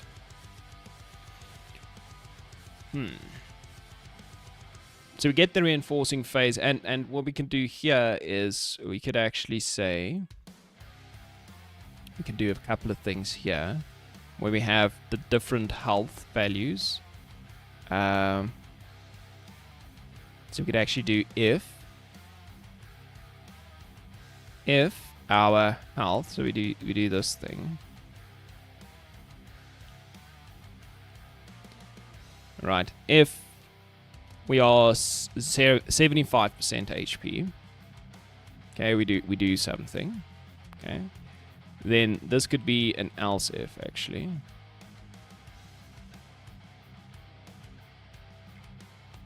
Okay. Let's see, this might be wrong. Maybe we should do it the other way around. Right, so we start with 25. So if we're below 25%, we do something. But we won't be below 25%. Then else if we're both below 50%. And then finally, else if we are below 75%, right? So if we go through this, if we are below, if we have less than 1 health, we just die.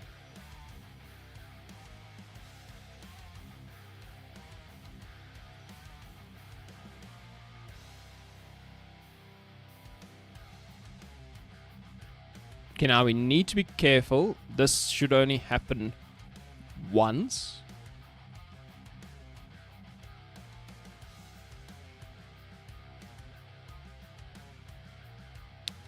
Okay.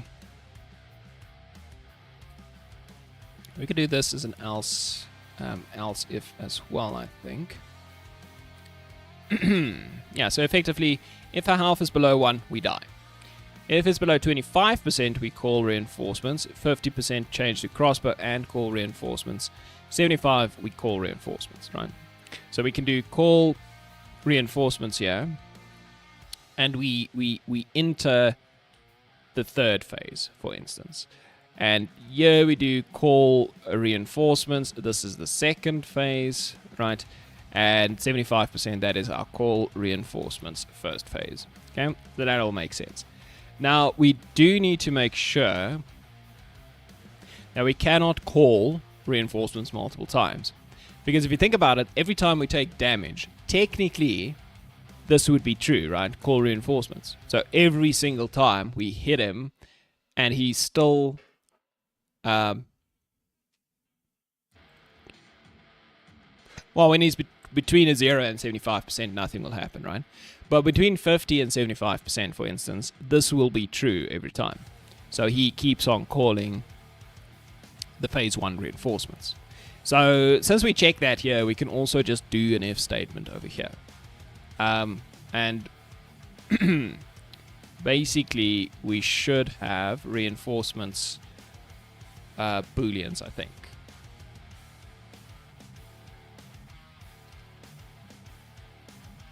So these are just booleans to keep track of reinforcements called.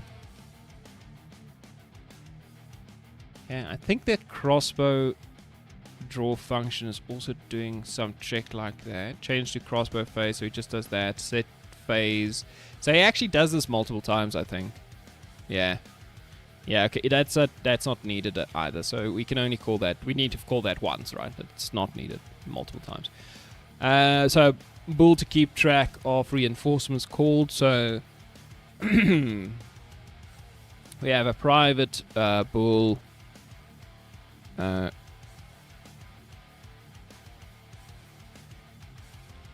reinforce 1.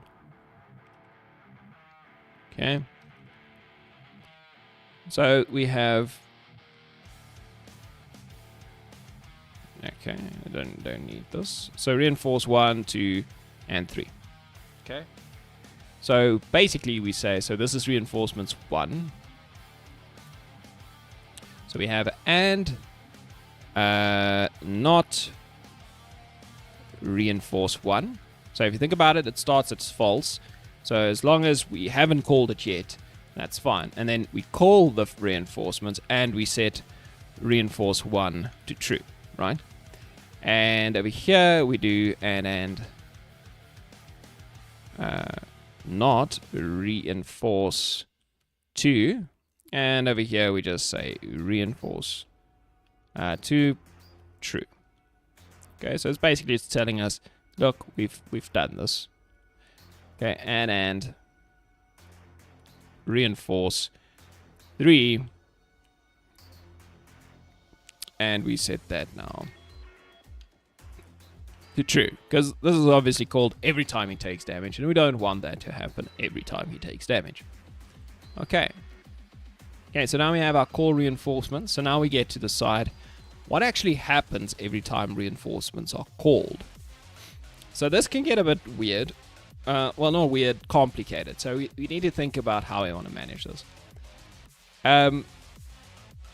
So obviously, depending on the reinforce phase, you know, we need to do something, right? So we can simply do, you know, something like this. If reinforce phase equals to 1, we do something. Else if our reinforce phase is equal to 2, we do something. And finally, else if our reinforce phase is equal to 3, we do something. Right, so that's pretty much it. Now, the some things we do, I need to figure out where we want that. So we can get the functionality here. So call the reinforcements from here, or make the manager decide. But I think I want a reinforce spawner function or script, which is separate to all of this. Right? Now, so if we go back to our Unity scene, so if the reinforcements are spawned on this level, for instance, right? Where do we want them to spawn? Do they spawn a big batch of enemies close to the camps, for instance? Or do they spawn just everywhere? Maybe.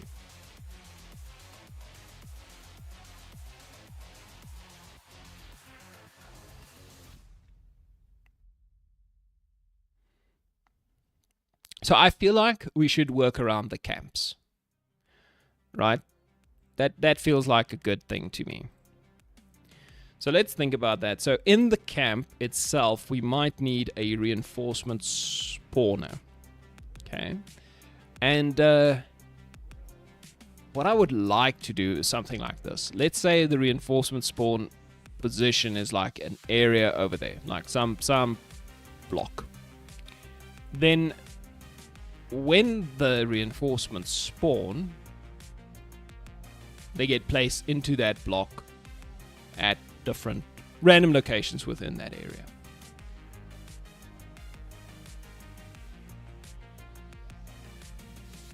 Right, so if we go to the enemy camp, for instance, this one, let's say. Okay, we can do something like over here. Now I have little ideas of how this would work. So that's just that spawn point. Um, so what we could do is let's create an empty, and we can call this reinforcement spawn area. Reinforcements spawn area. Right.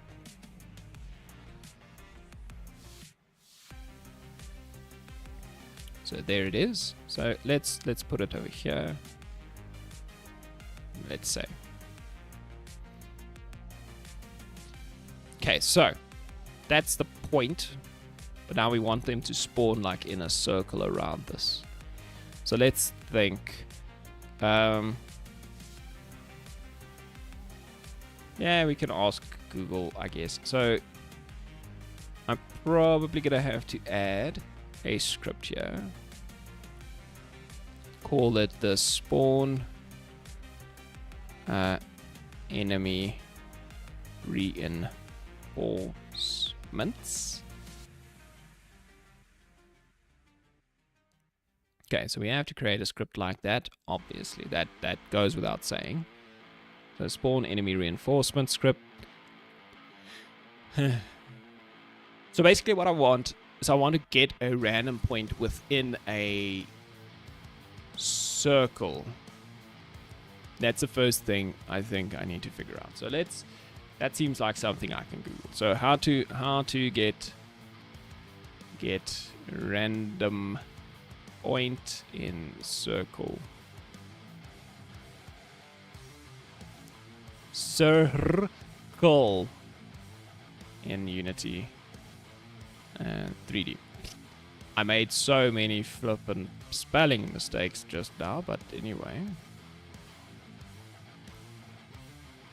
Okay, so to get a random point inside a circle in Unity, you do random.inside unit circle to get.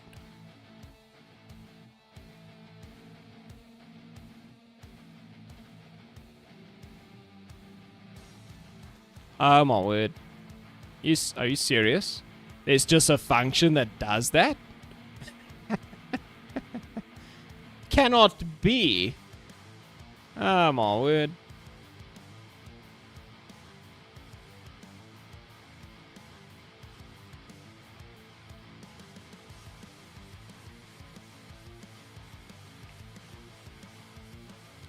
So let's just see. Okay, the center of the circle and the radius of the circle, that's fine. So it's literally random point, circle center plus random inside unit circle. Holy moly. What does it actually return? So, you know what, let's test it. That seems like the easiest piece of script to write ever.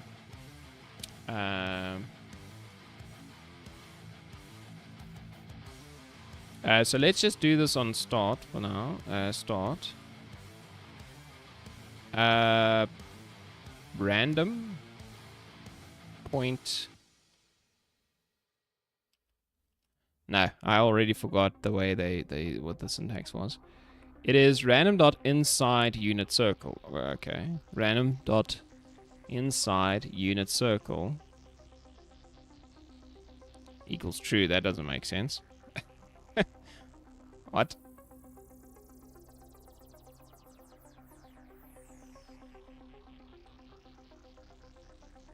What does that return? What does this do?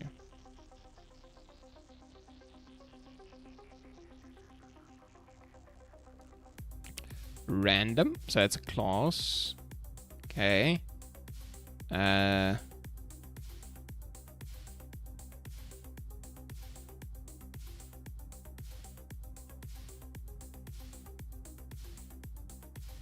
Returns a random point inside or on a circle with radius 1.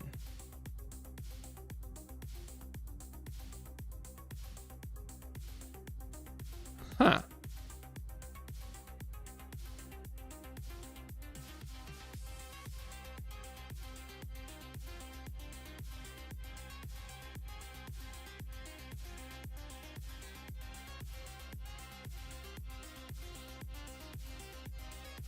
So it's a vector 2. Okay. So if I do something like start, let's call it a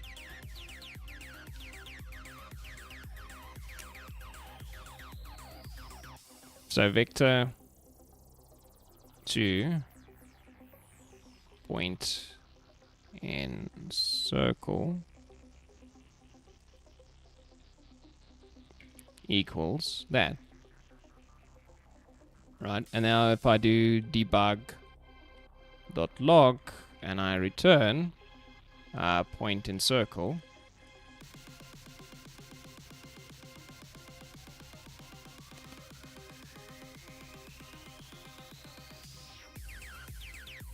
save.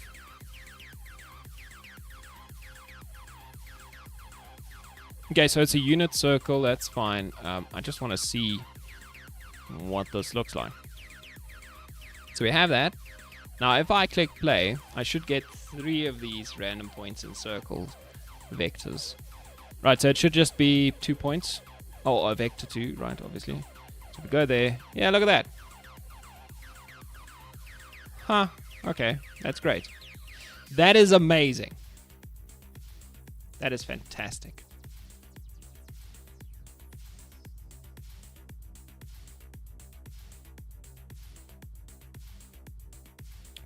So if we use this as the X and Z and the Y would be 0, then we could actually spawn some enemies. Okay, let's do that. So let's think about this. So what we'd need is the spawn, the spawn area, the spawn radius, right? So something like, let's just call this a serialized field because I like those. Private float spawn spawn circle radius. Okay, so we get that, and then we get a private transformer game object, I guess. Let's call it a game object. Do we do it a list? No. Let's do a game object, and we call, and this is the small melee enemy prefab. Right, so we do that, and then we do the private game object ranged bomber enemy prefab. Okay, so we have both of those prefabs.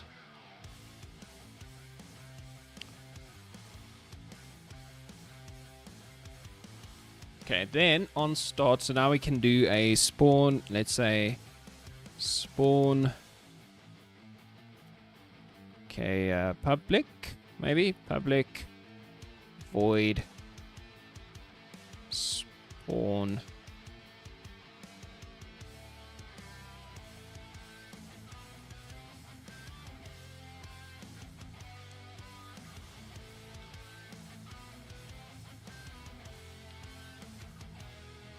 okay, we spawn reinforcements.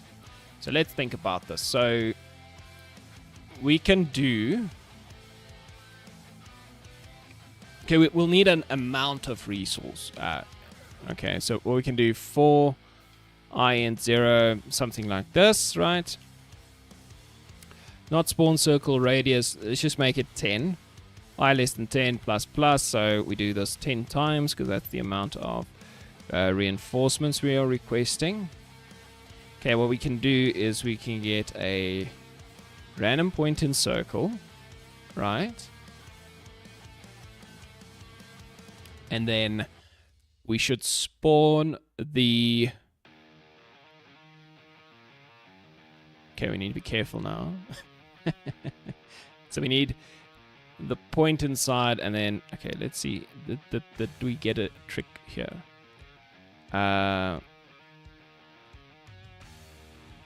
Okay, this will just give us a...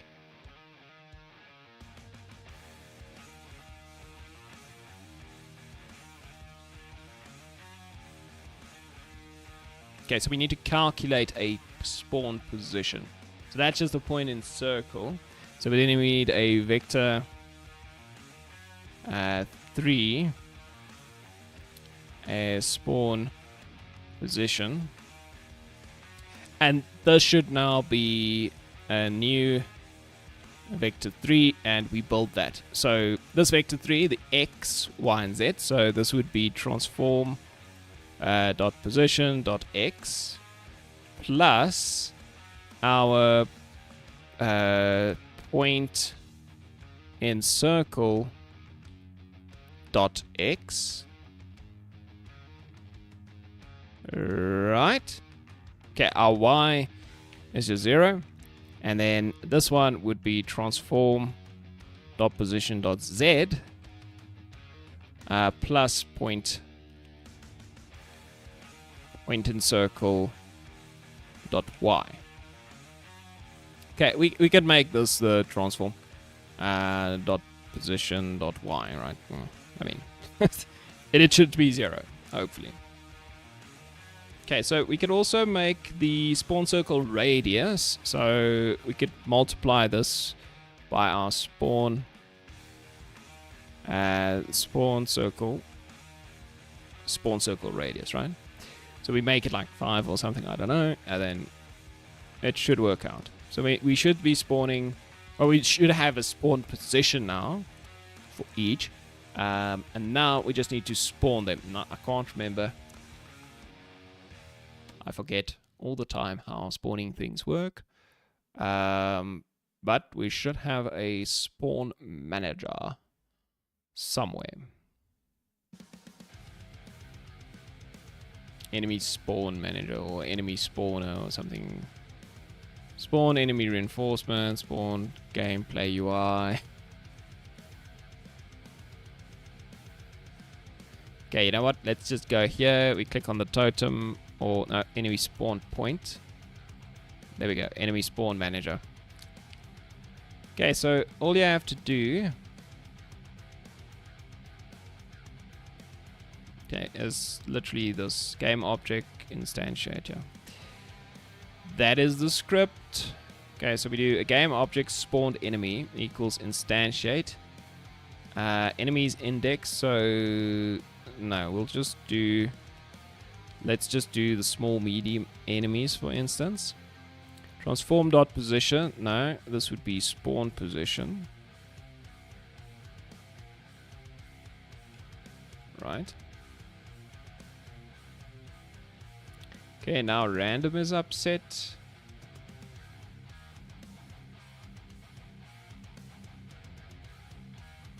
Okay, how do you want me to fix this? You just do a Unity engine dot random, I guess. Oh, come on, you did the fix for me there, so you could do it there.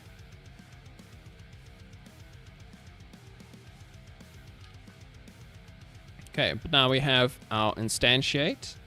So we make a small medium enemy prefab. Take that guy. We put him in the spawn position, which should be randomly in the circle. And we rotate him to some direction. I don't know which way they rotate. I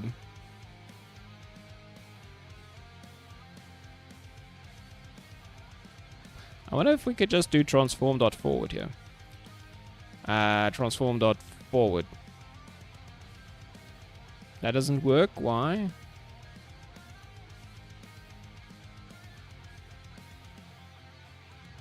Transform.rotation. Yeah, so forward's a vector 3 and rotation a quaternion. Quaternion. What is happening with my... Yeah. Okay, so this should work. Now at least I can change the way they face. Let's save and let's go plug in some of these things. So we can't run this currently.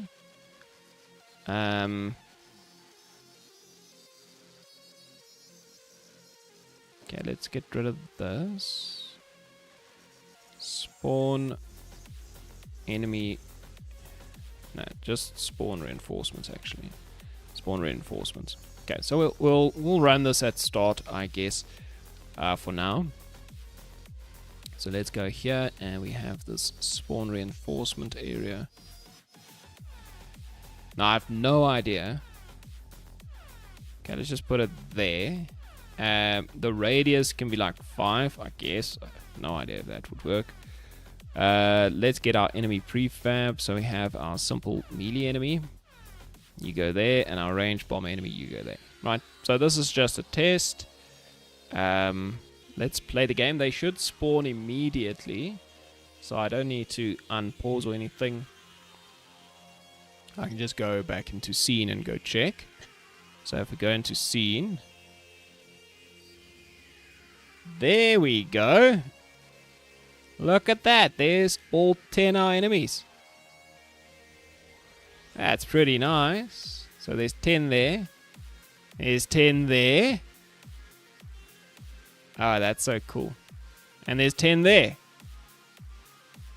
I did it. I did a thing. I made them spawn. Okay, cool. So now we just need the crocodile to somehow be able to interact with the reinforcements or something like that, right? So since the crocodile is not necessarily going to be there all the time, we need to connect them at some point. So let's just go back and see how the crocodile spawned in the first place. So he spawned like this by the manager. So the game manager at some point sees that we are at a wave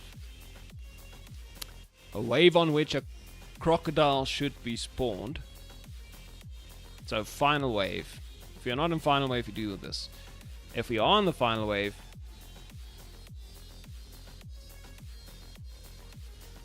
we run the final wave function and we spawn our crocodile boss enemy.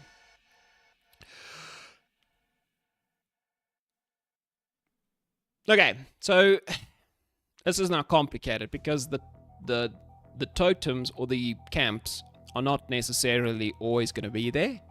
Neither are, and also the crocodile won't always be there.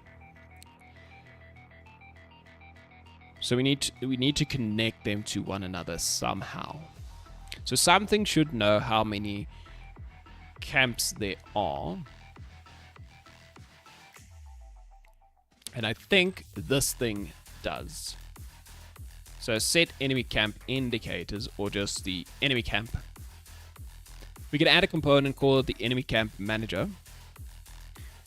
And you can always find the camps you need, right?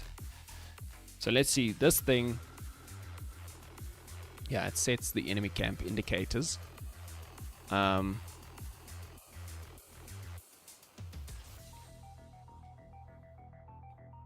Yeah, it'd be kind of cool if we could just change this and make it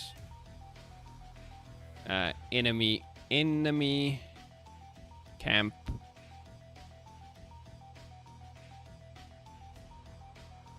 manager. Like, this thing doesn't do much.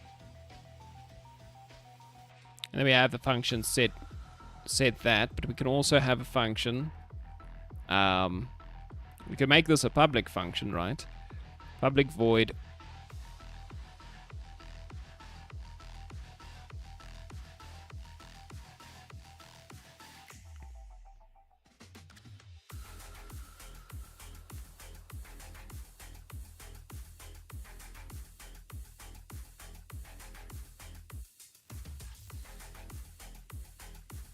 I don't need this at all.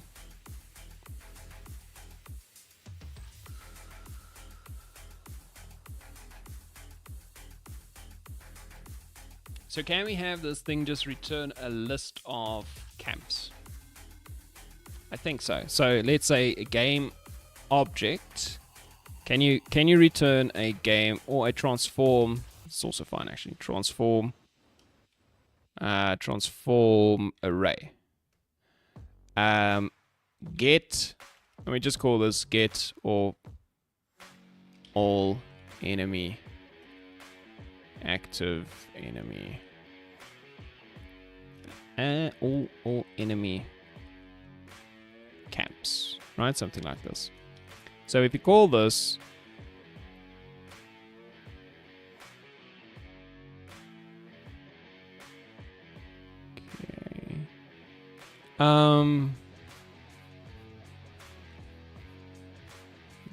That wouldn't work, I would say. So let's do something like let's make a transform array and call it enemy camps. Right, and then we can do something like this. So for each, because apparently this this works, because this will only check one deep, which is one of the problems, right? If you do, some of these will go and you know, they'll literally go and find every single transform of everything, even the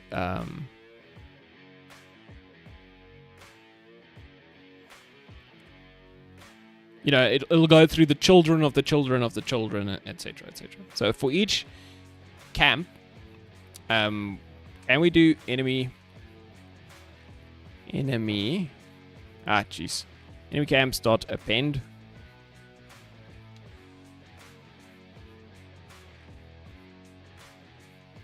I have no idea how that works.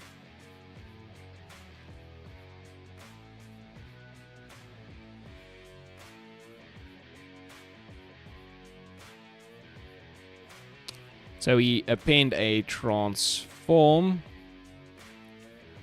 and it'll be the camp.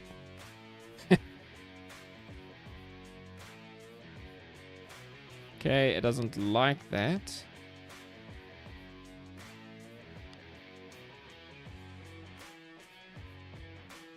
Okay, and then we return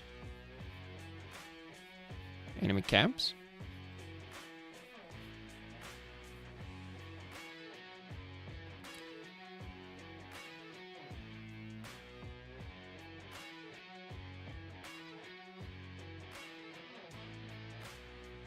I'm confused.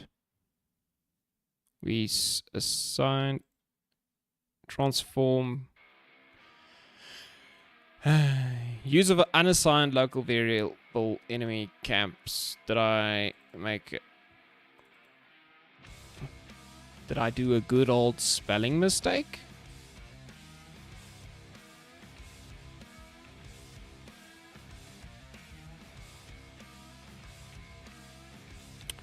I'm dumb.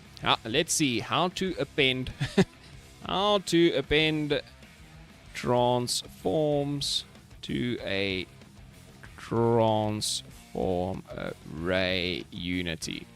I mean, come on, this should I should be able to do this. Right, this is not rocket science. Oh, add. Oh, okay. Is that the correct word for it? Dot add.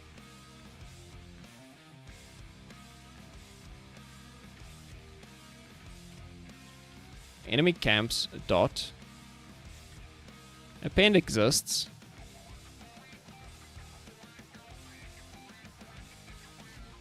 Add range.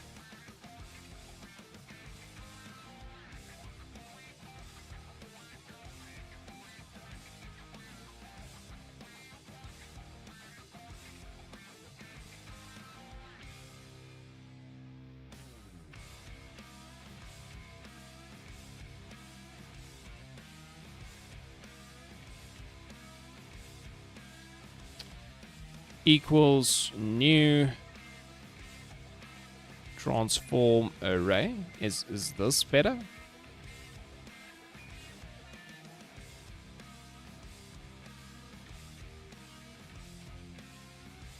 Okay, array creation must have an array size or array initializer.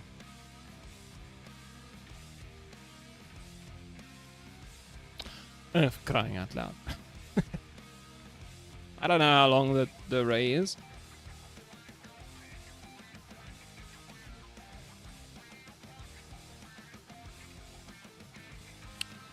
Okay, let's see how to initialize arrays in Unity. How to initialize an an array in Unity. I mean, this I should also not be Googling, but anyway. I'm obviously not. So integer, new integer array. Ah, okay. You do something like that.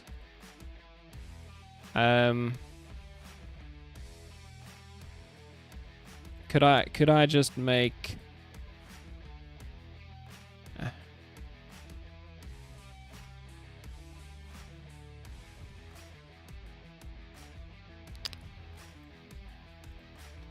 with unknown length?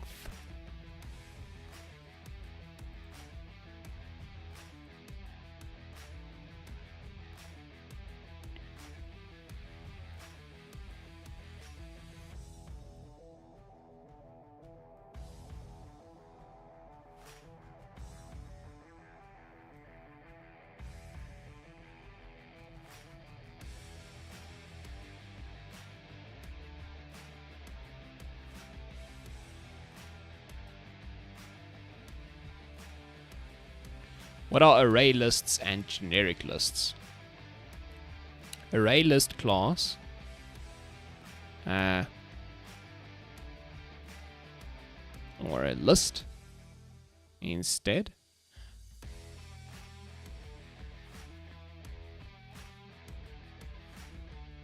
Maybe I do make a list. I don't really care. If a list is the thing I can use,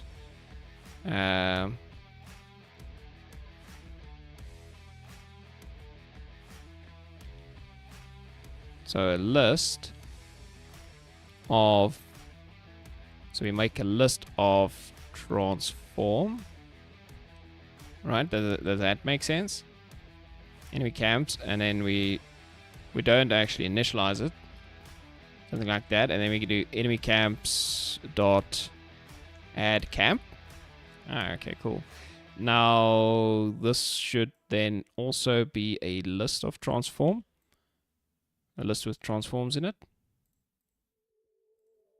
Right, so that's happy, that's happy. This is unhappy.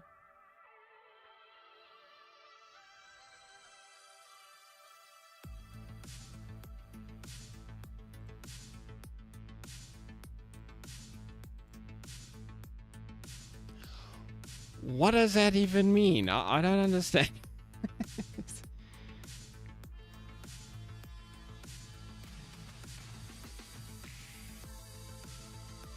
Like, what do you mean?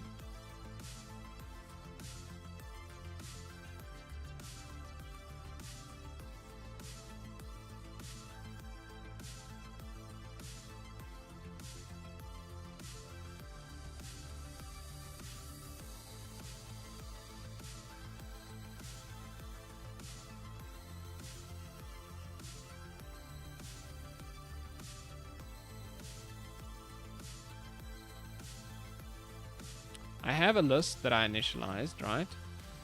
And then I use it there.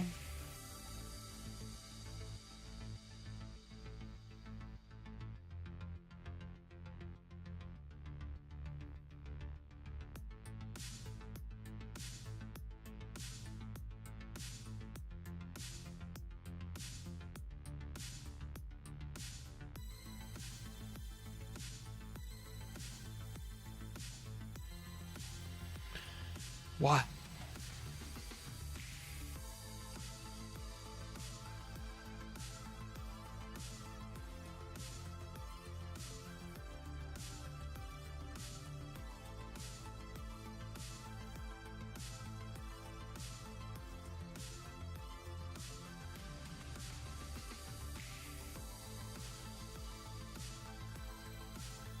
Oh, you know what? Maybe I could do this a little bit differently.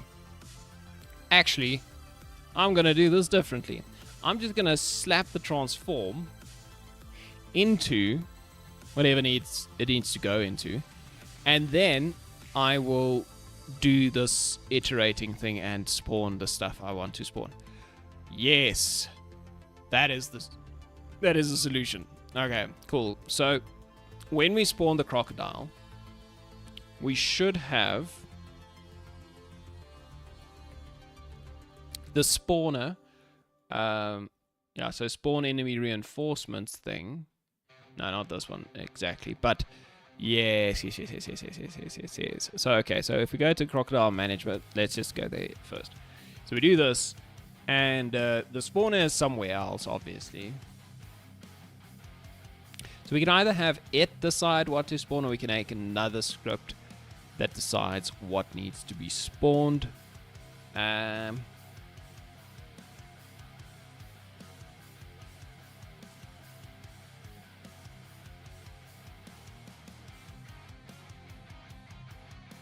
Shall we make another script? I think I'm gonna make another script. I don't like where I'm going with this. So crocodile boss enemy. Okay, so you need to have add a component, and not the spawn enemy, but let's say call for reinforcements, and we create a script. Created add. Okay, that thing does its thing. This thing does its thing.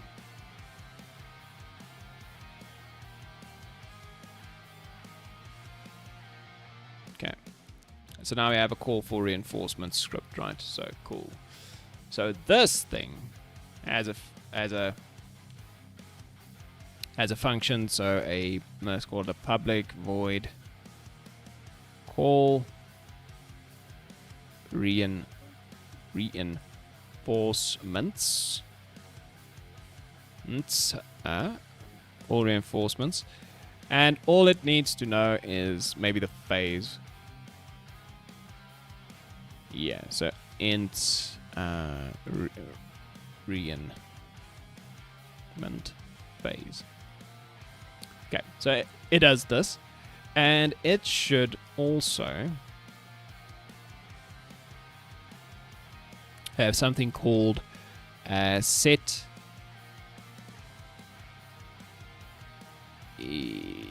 Yes, actually, the enemy camp holder, right? The manager, this thing that holds all the enemy camps, that could just be a singleton. Network error. Currently offline. Oh, yes. Okay, maybe it got restarted. It's trying.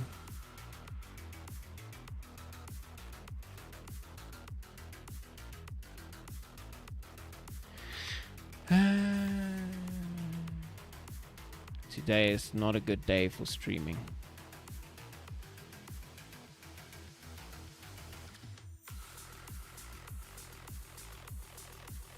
Unless you are on YouTube, apparently.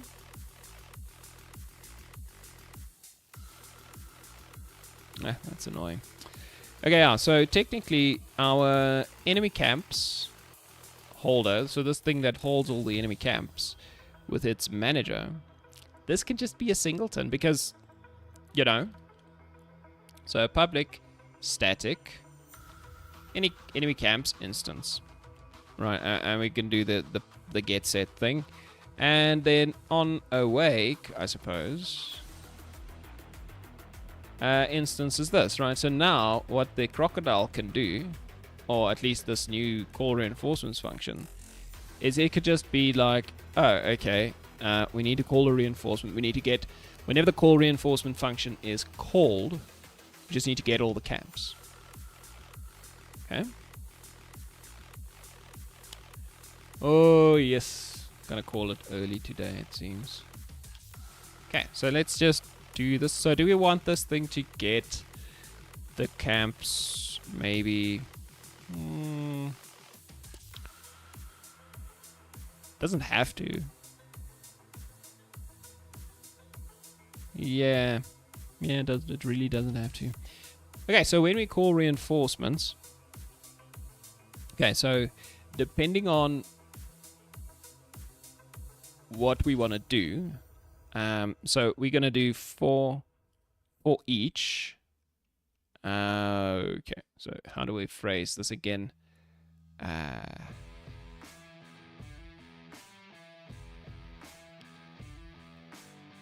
It's basically this. Transform camp in transform.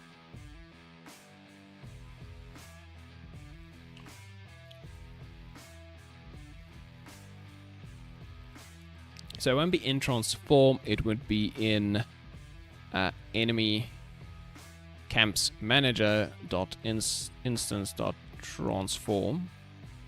So we go through all the camps and we call the new spawn enemy reinforcements.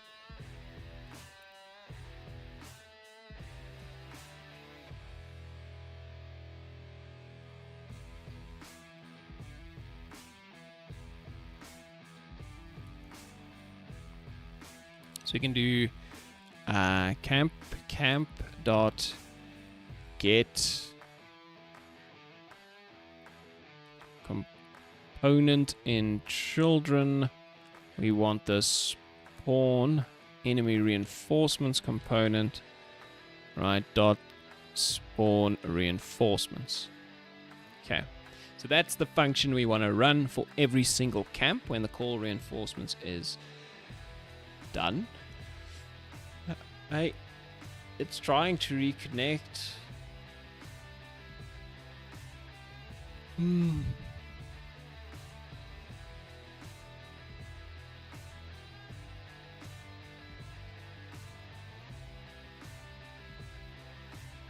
Ja, ik weet niet hoe is het zo slecht niet.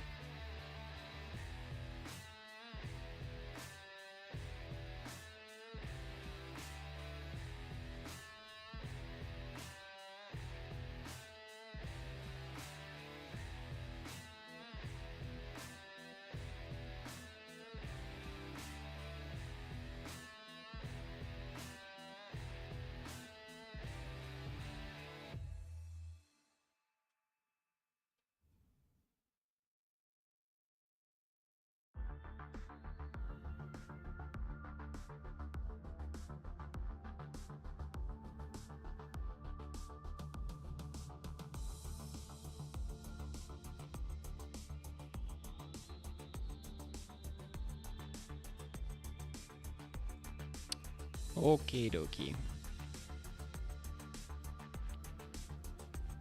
Seem to be online for a little bit. Yeah, I might just end soon. Okay, but let's see if I can get this to work, maybe before we get there. Okay, so we spawn the reinforcements, right? So we get a reinforcement phase, and so depending on the reinforcement phase, we should be spawning a certain type of reinforcement, right? So let's go to our spawn reinforcements. Okay, so this thing currently doesn't know how many reinforcements to spawn. It also doesn't know which reinforcements to spawn. Right. Okay, so we could do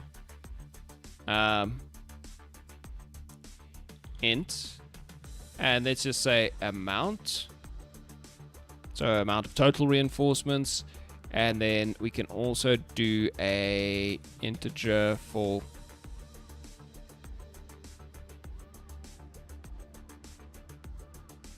type. So maybe we do a enum. And it can either be a small melee enemy, ranged bomber enemy, or both. Both enemy types. Okay, so that's the idea. Public enum enemy me to spawn. Okay. So we get that, and then we get an enemy to spawn. And we call that enemy to spawn, right? Something like that. Okay, so spawn reinforcements. Okay, so this thing doesn't work anymore. That's fine. I don't need it to work anymore. So we get an amount. We get the enemy to spawn. Okay, cool. And effectively, what we want is we want to change this now a little bit. Okay, so okay, 4 I enter. This is fine, but now we just do an amount. So that would be the amount of enemies we spawn. So point in circle, that's fine. Spawn position, that's fine. Okay, spawned enemy. Here we need to do something, right? So here we can do if enemy to spawn equals enemy to spawn dot small melee enemy.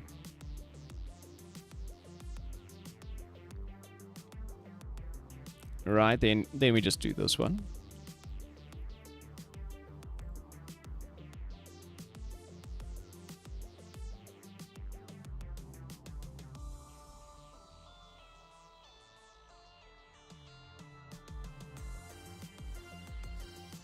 Okay. Then we do else if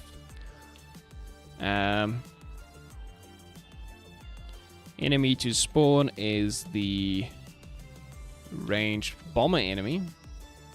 So in that case, we instantiate something else, and we do the ranged bomber enemy prefab. Okay, and then finally,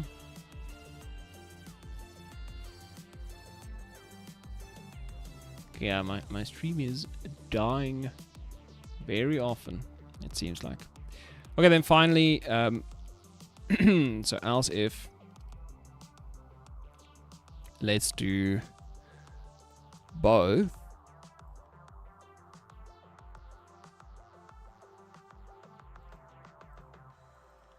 Okay, so if it's both types, we just spawn them both, I guess.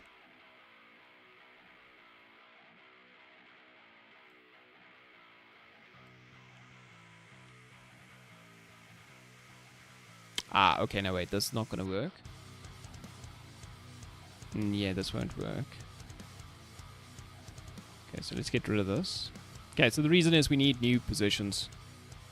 So what we should do is maybe say if the enemy to spawn is not equal to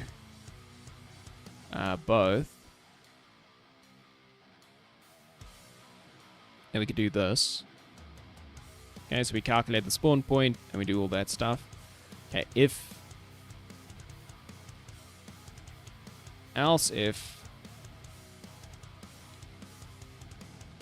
okay, so else if, whoops, if it is equal to both, okay, we need this thing to react a little bit differently. So first of all, we want to calculate a point in circle. Okay, every time it's called.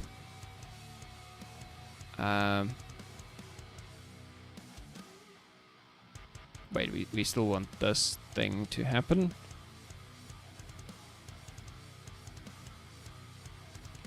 Okay, so let's think about this.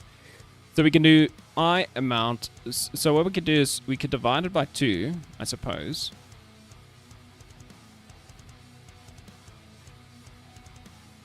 Need to be careful because the amount is an integer. So this could break. Or would it break? I actually don't know.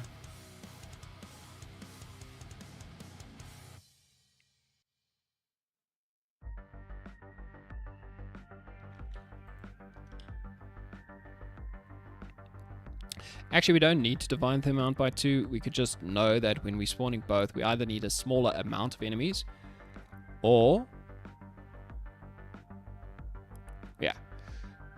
Yeah, no, this is fine. So I think we do this, and we do this. So then we do just both. So if we are asking to spawn both enemy types, we go through this loop, and we spawn a bunch of them, and then after that we go through this loop and we spawn a bunch of them as well. So we do both spawning loops and random positions. Yeah. Where in this case we get the random position, then we do just one of the two.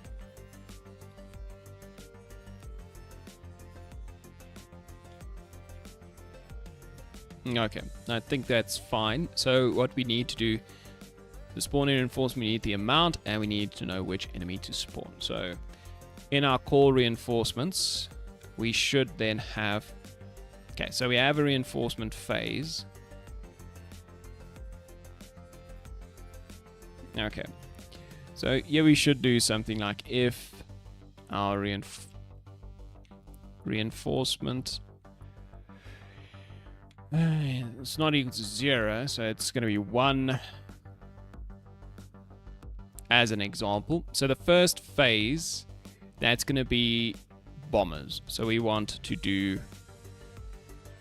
let's say, 5 bombers, and we want to do spawn dot enemy to spawn dot ranged bomber enemy, right? So we're doing 5 bombers per camp, mind you. So for camp, every camp will do 5 bombers. Then we can do an else if.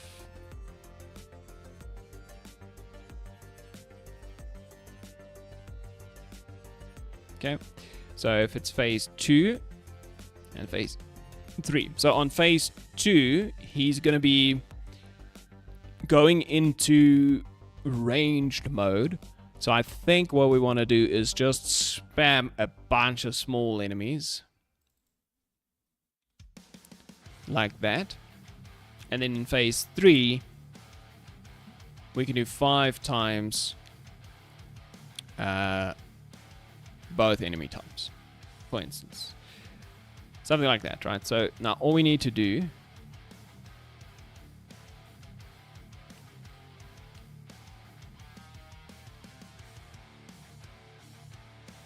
is call the reinforcement function with a reinforcement phase. Okay, so in our crocodile manager guy, okay, so we can go here. So instead of all, wait, where the hell am I? I'm in the movement. No, okay, that's wrong. So instead of all this nonsense, get rid of this nonsense. So what we do instead is we get our call reinforcements function and we do this. So what we can do is just a serialized field. Private call for reinforcement. That's fine. CBE call for reinforcement. So here we do CBE call for reinforcements dot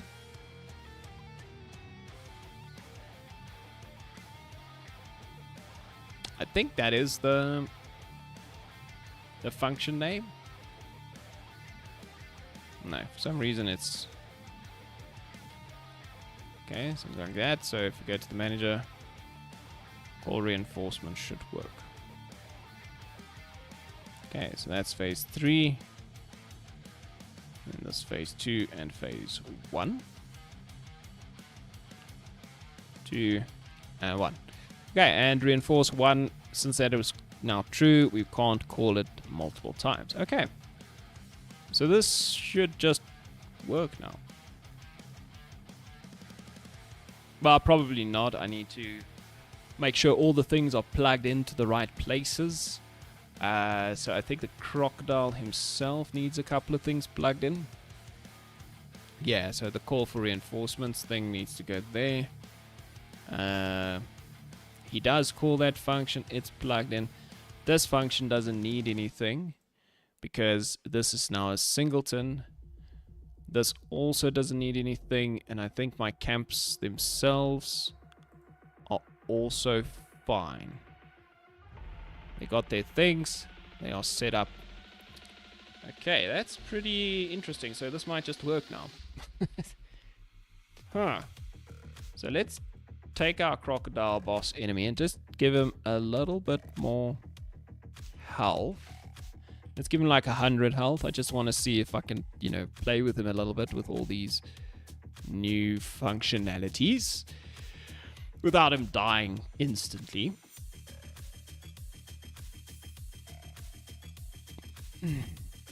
Okay, so nothing should happen at the beginning. Okay, we start off. And if I pause and I go to my scene and look around, there's no enemies. So let's see if I reduce him to 75% HP. If he calls his reinforcements. Okay, hit him once more. Okay, he should have called reinforcements. Let's go up. There we go. We have reinforcements on the way. They look a bit weird. I hope they're not broken. No, they're not broken. Okay, so he called his 15 frog allies. Okay, so let's kill the frogs. Fortunately, these are not strong frogs or anything.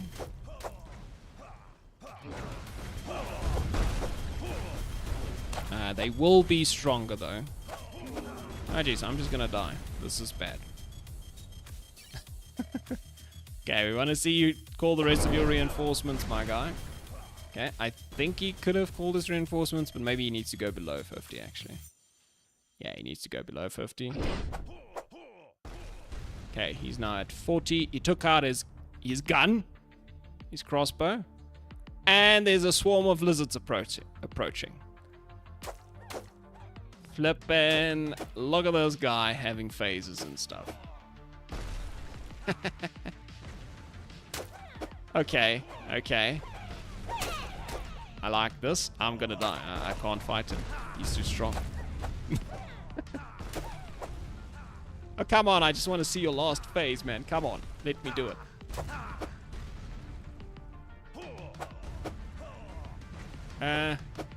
Okay, I can cheat the system. Ah, damn it. He shot me in the back. And now they blow me up some more. Okay. That was pretty cool. He's doing some things. Okay, let's try. Let's try that again with the ranger, maybe? Nah, I don't think anybody's really gonna do this well. But at least the ranger can, you know, do the damage from a distance. So it could be like, shoot. Okay, 70, so frogs should spawn now. And there they come. Okay, fortunately. I'm not afraid of a couple of frogs. Okay, and when I do that, a bunch more enemy spawns. This is now all the small little lizards, and he takes out his crocodile gun. If I shoot him once more, he should do a final spawn. Okay, there he goes, and it's now 5. Ah, that's so cool. I did a thing. Okay, interestingly, his bolts can get stuck in the heads of the lizards.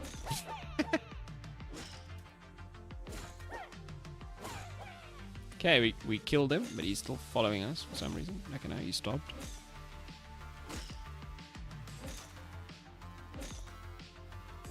Okay, another thing I want to see is in the game manager, the enemy count. Let's do that. Let's see if the enemy count's correct. So spawned crocodiles 1, killed crocodiles 1. So that works. Okay, let's unpause. Okay, so even the counters and all that stuff worked. Okay, so these are very small, weak enemies, so it's not really a big deal. I should also fix these frogs, since I know how to fix them now. Well, I fixed the crocodile, right? So I should be able to fix the frogs as well, improve their code. Okay, those are newly spawned enemies. So you know what? Let's go take out the totems, because otherwise this is never gonna end. What? I whiffed. Okay, wait. I still needed another shot here. Okay, there we go. We destroyed the totem.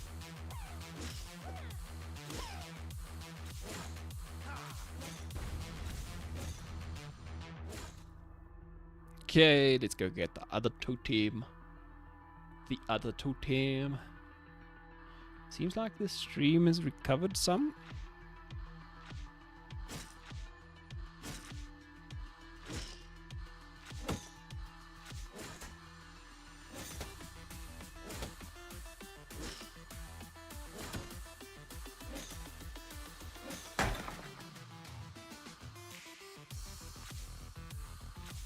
I'm level 24, so that's a bit broken.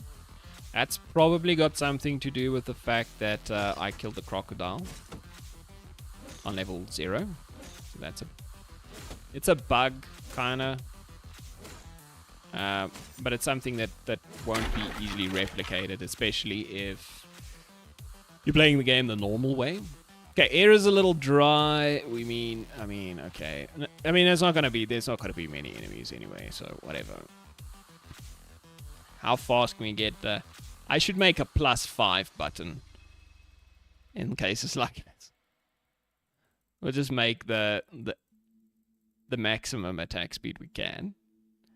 And yeah, let's make this guy fast. Quick fast. Yeah, so everybody is very highly leveled. I'm going to take the ranger again, right? Because... okay,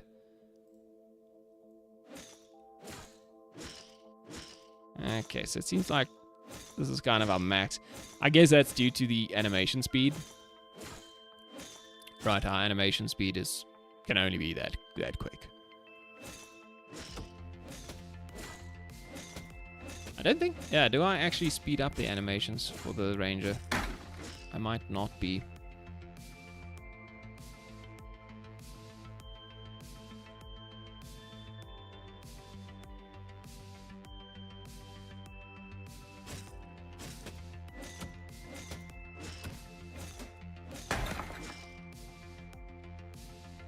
There we go.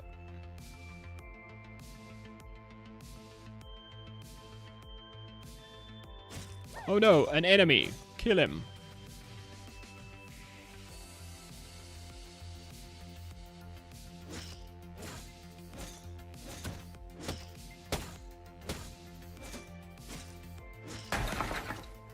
We've done it. We killed exactly one enemy. But we did it.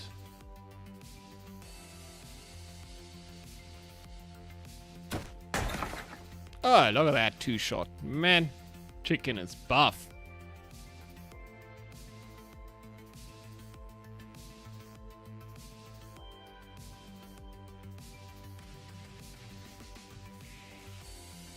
Ah, did I go offline again?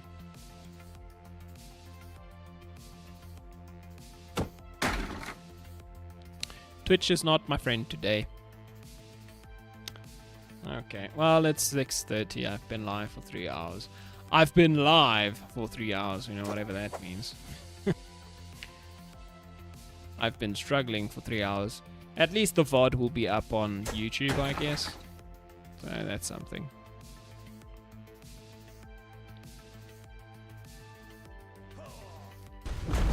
Hey, an actual frog spawned.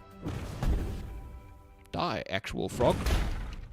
I just want to get to level 5, or wave 5. I want to see if the crocodile still spawns then.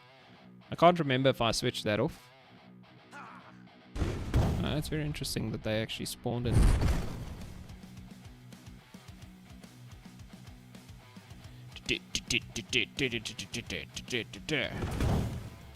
Look at my 10 frames per second stream. It's amazing. Get out of here, frog.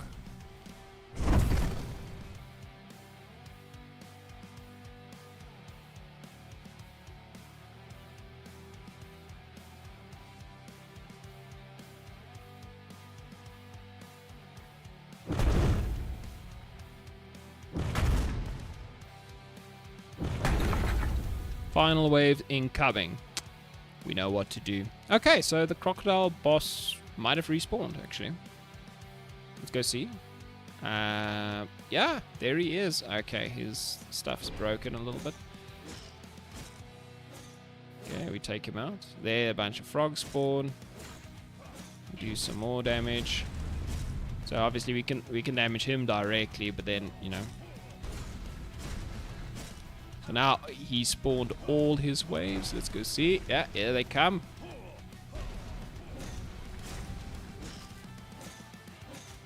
Okay, these seems like pretty weak enemies.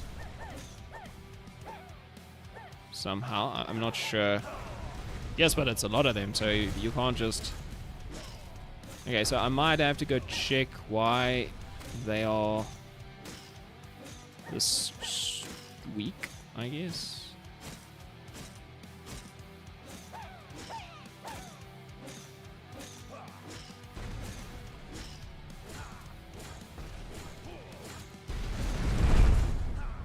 But I mean, I got a thing to work. I mean, come on. Give me some credit, yeah. Give me some credit, damn it. This is great. This thing works so well. The game is such a game. Okay. Get rid of the totems. Okay, come on, man. Why are you so... I needed to upgrade the damage for the ranger. That's my own fault. That's my own fault. Can't be mad at the ranger. Oh my genade. Okay, there we go. I just want to kill the totems to see... I want to see how many levels the other guys got, because I killed a lot of enemies.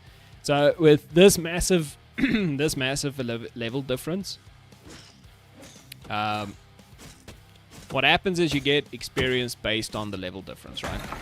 And since the level difference was huge, all of them should have gotten a lot of experience through that. And I killed a couple of enemies, right? But yeah, you can see, actually, they got 3 levels each, which is not as much as I thought, but it's, you know, that's a few levels. Okay, that's very cool. I like that. So, what we could do now is we could just disable this crocodile again, right? Because he's not needed in the beginning of the world. Then we can do in his stats, you know, we can make him stronger again, give him, you know, 2000 HP. I'm wondering why the wave progression thing didn't actually increase the health of my the other enemies, right? Enemy progression. So let's see. I think this thing... Okay, let's see what it does. So, okay, it updates. That's fine. Oh, wait. I don't have any way... No, maybe I do. Maybe I do. Ask Game Manager what time it is. Can I update stats?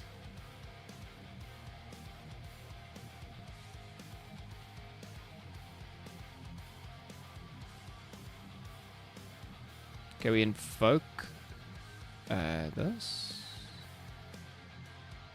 I don't know where this goes.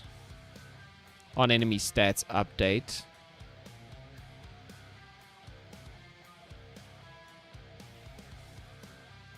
So we invoke it there.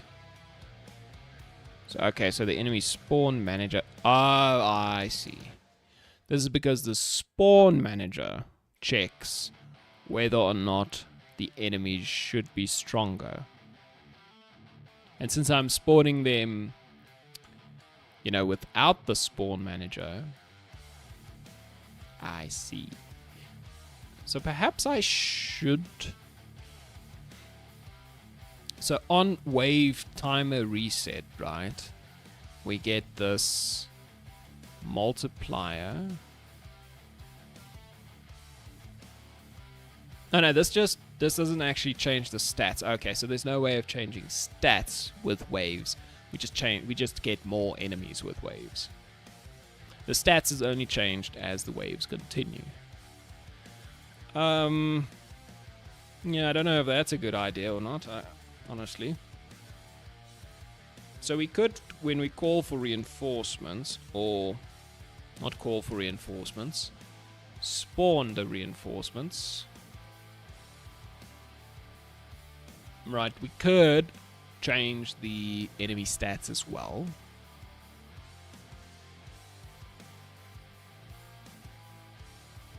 I guess. Otherwise, they just start with their, you know, pitiful values.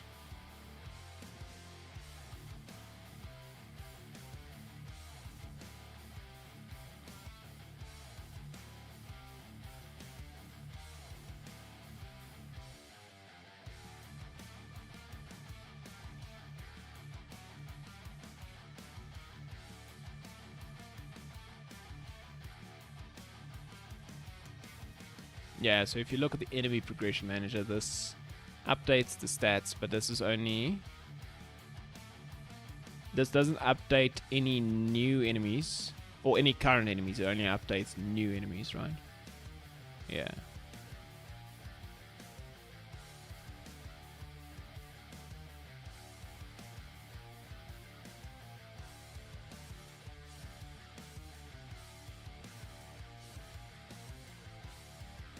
Well, this is something I should maybe go look into, but my stream is dying right now, so if I do that, I might do it offline, or maybe I'll try tomorrow again.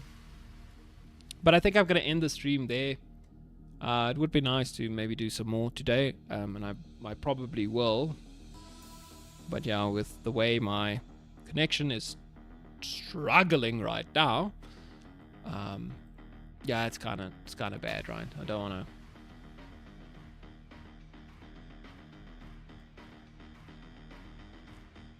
want to super well, it's a disabled stream. No, that's not the right word. What's the English for it? Unstable stream. Okay. Anyway, thank you for watching. If you were able to bear with me through all of this nonsense. But yeah, I'll end it there. So let's do one of these, and I'll see you guys in the next one, hopefully. But we got a lot of stuff done today, so I'm happy with that. And hopefully we can get even more done next time.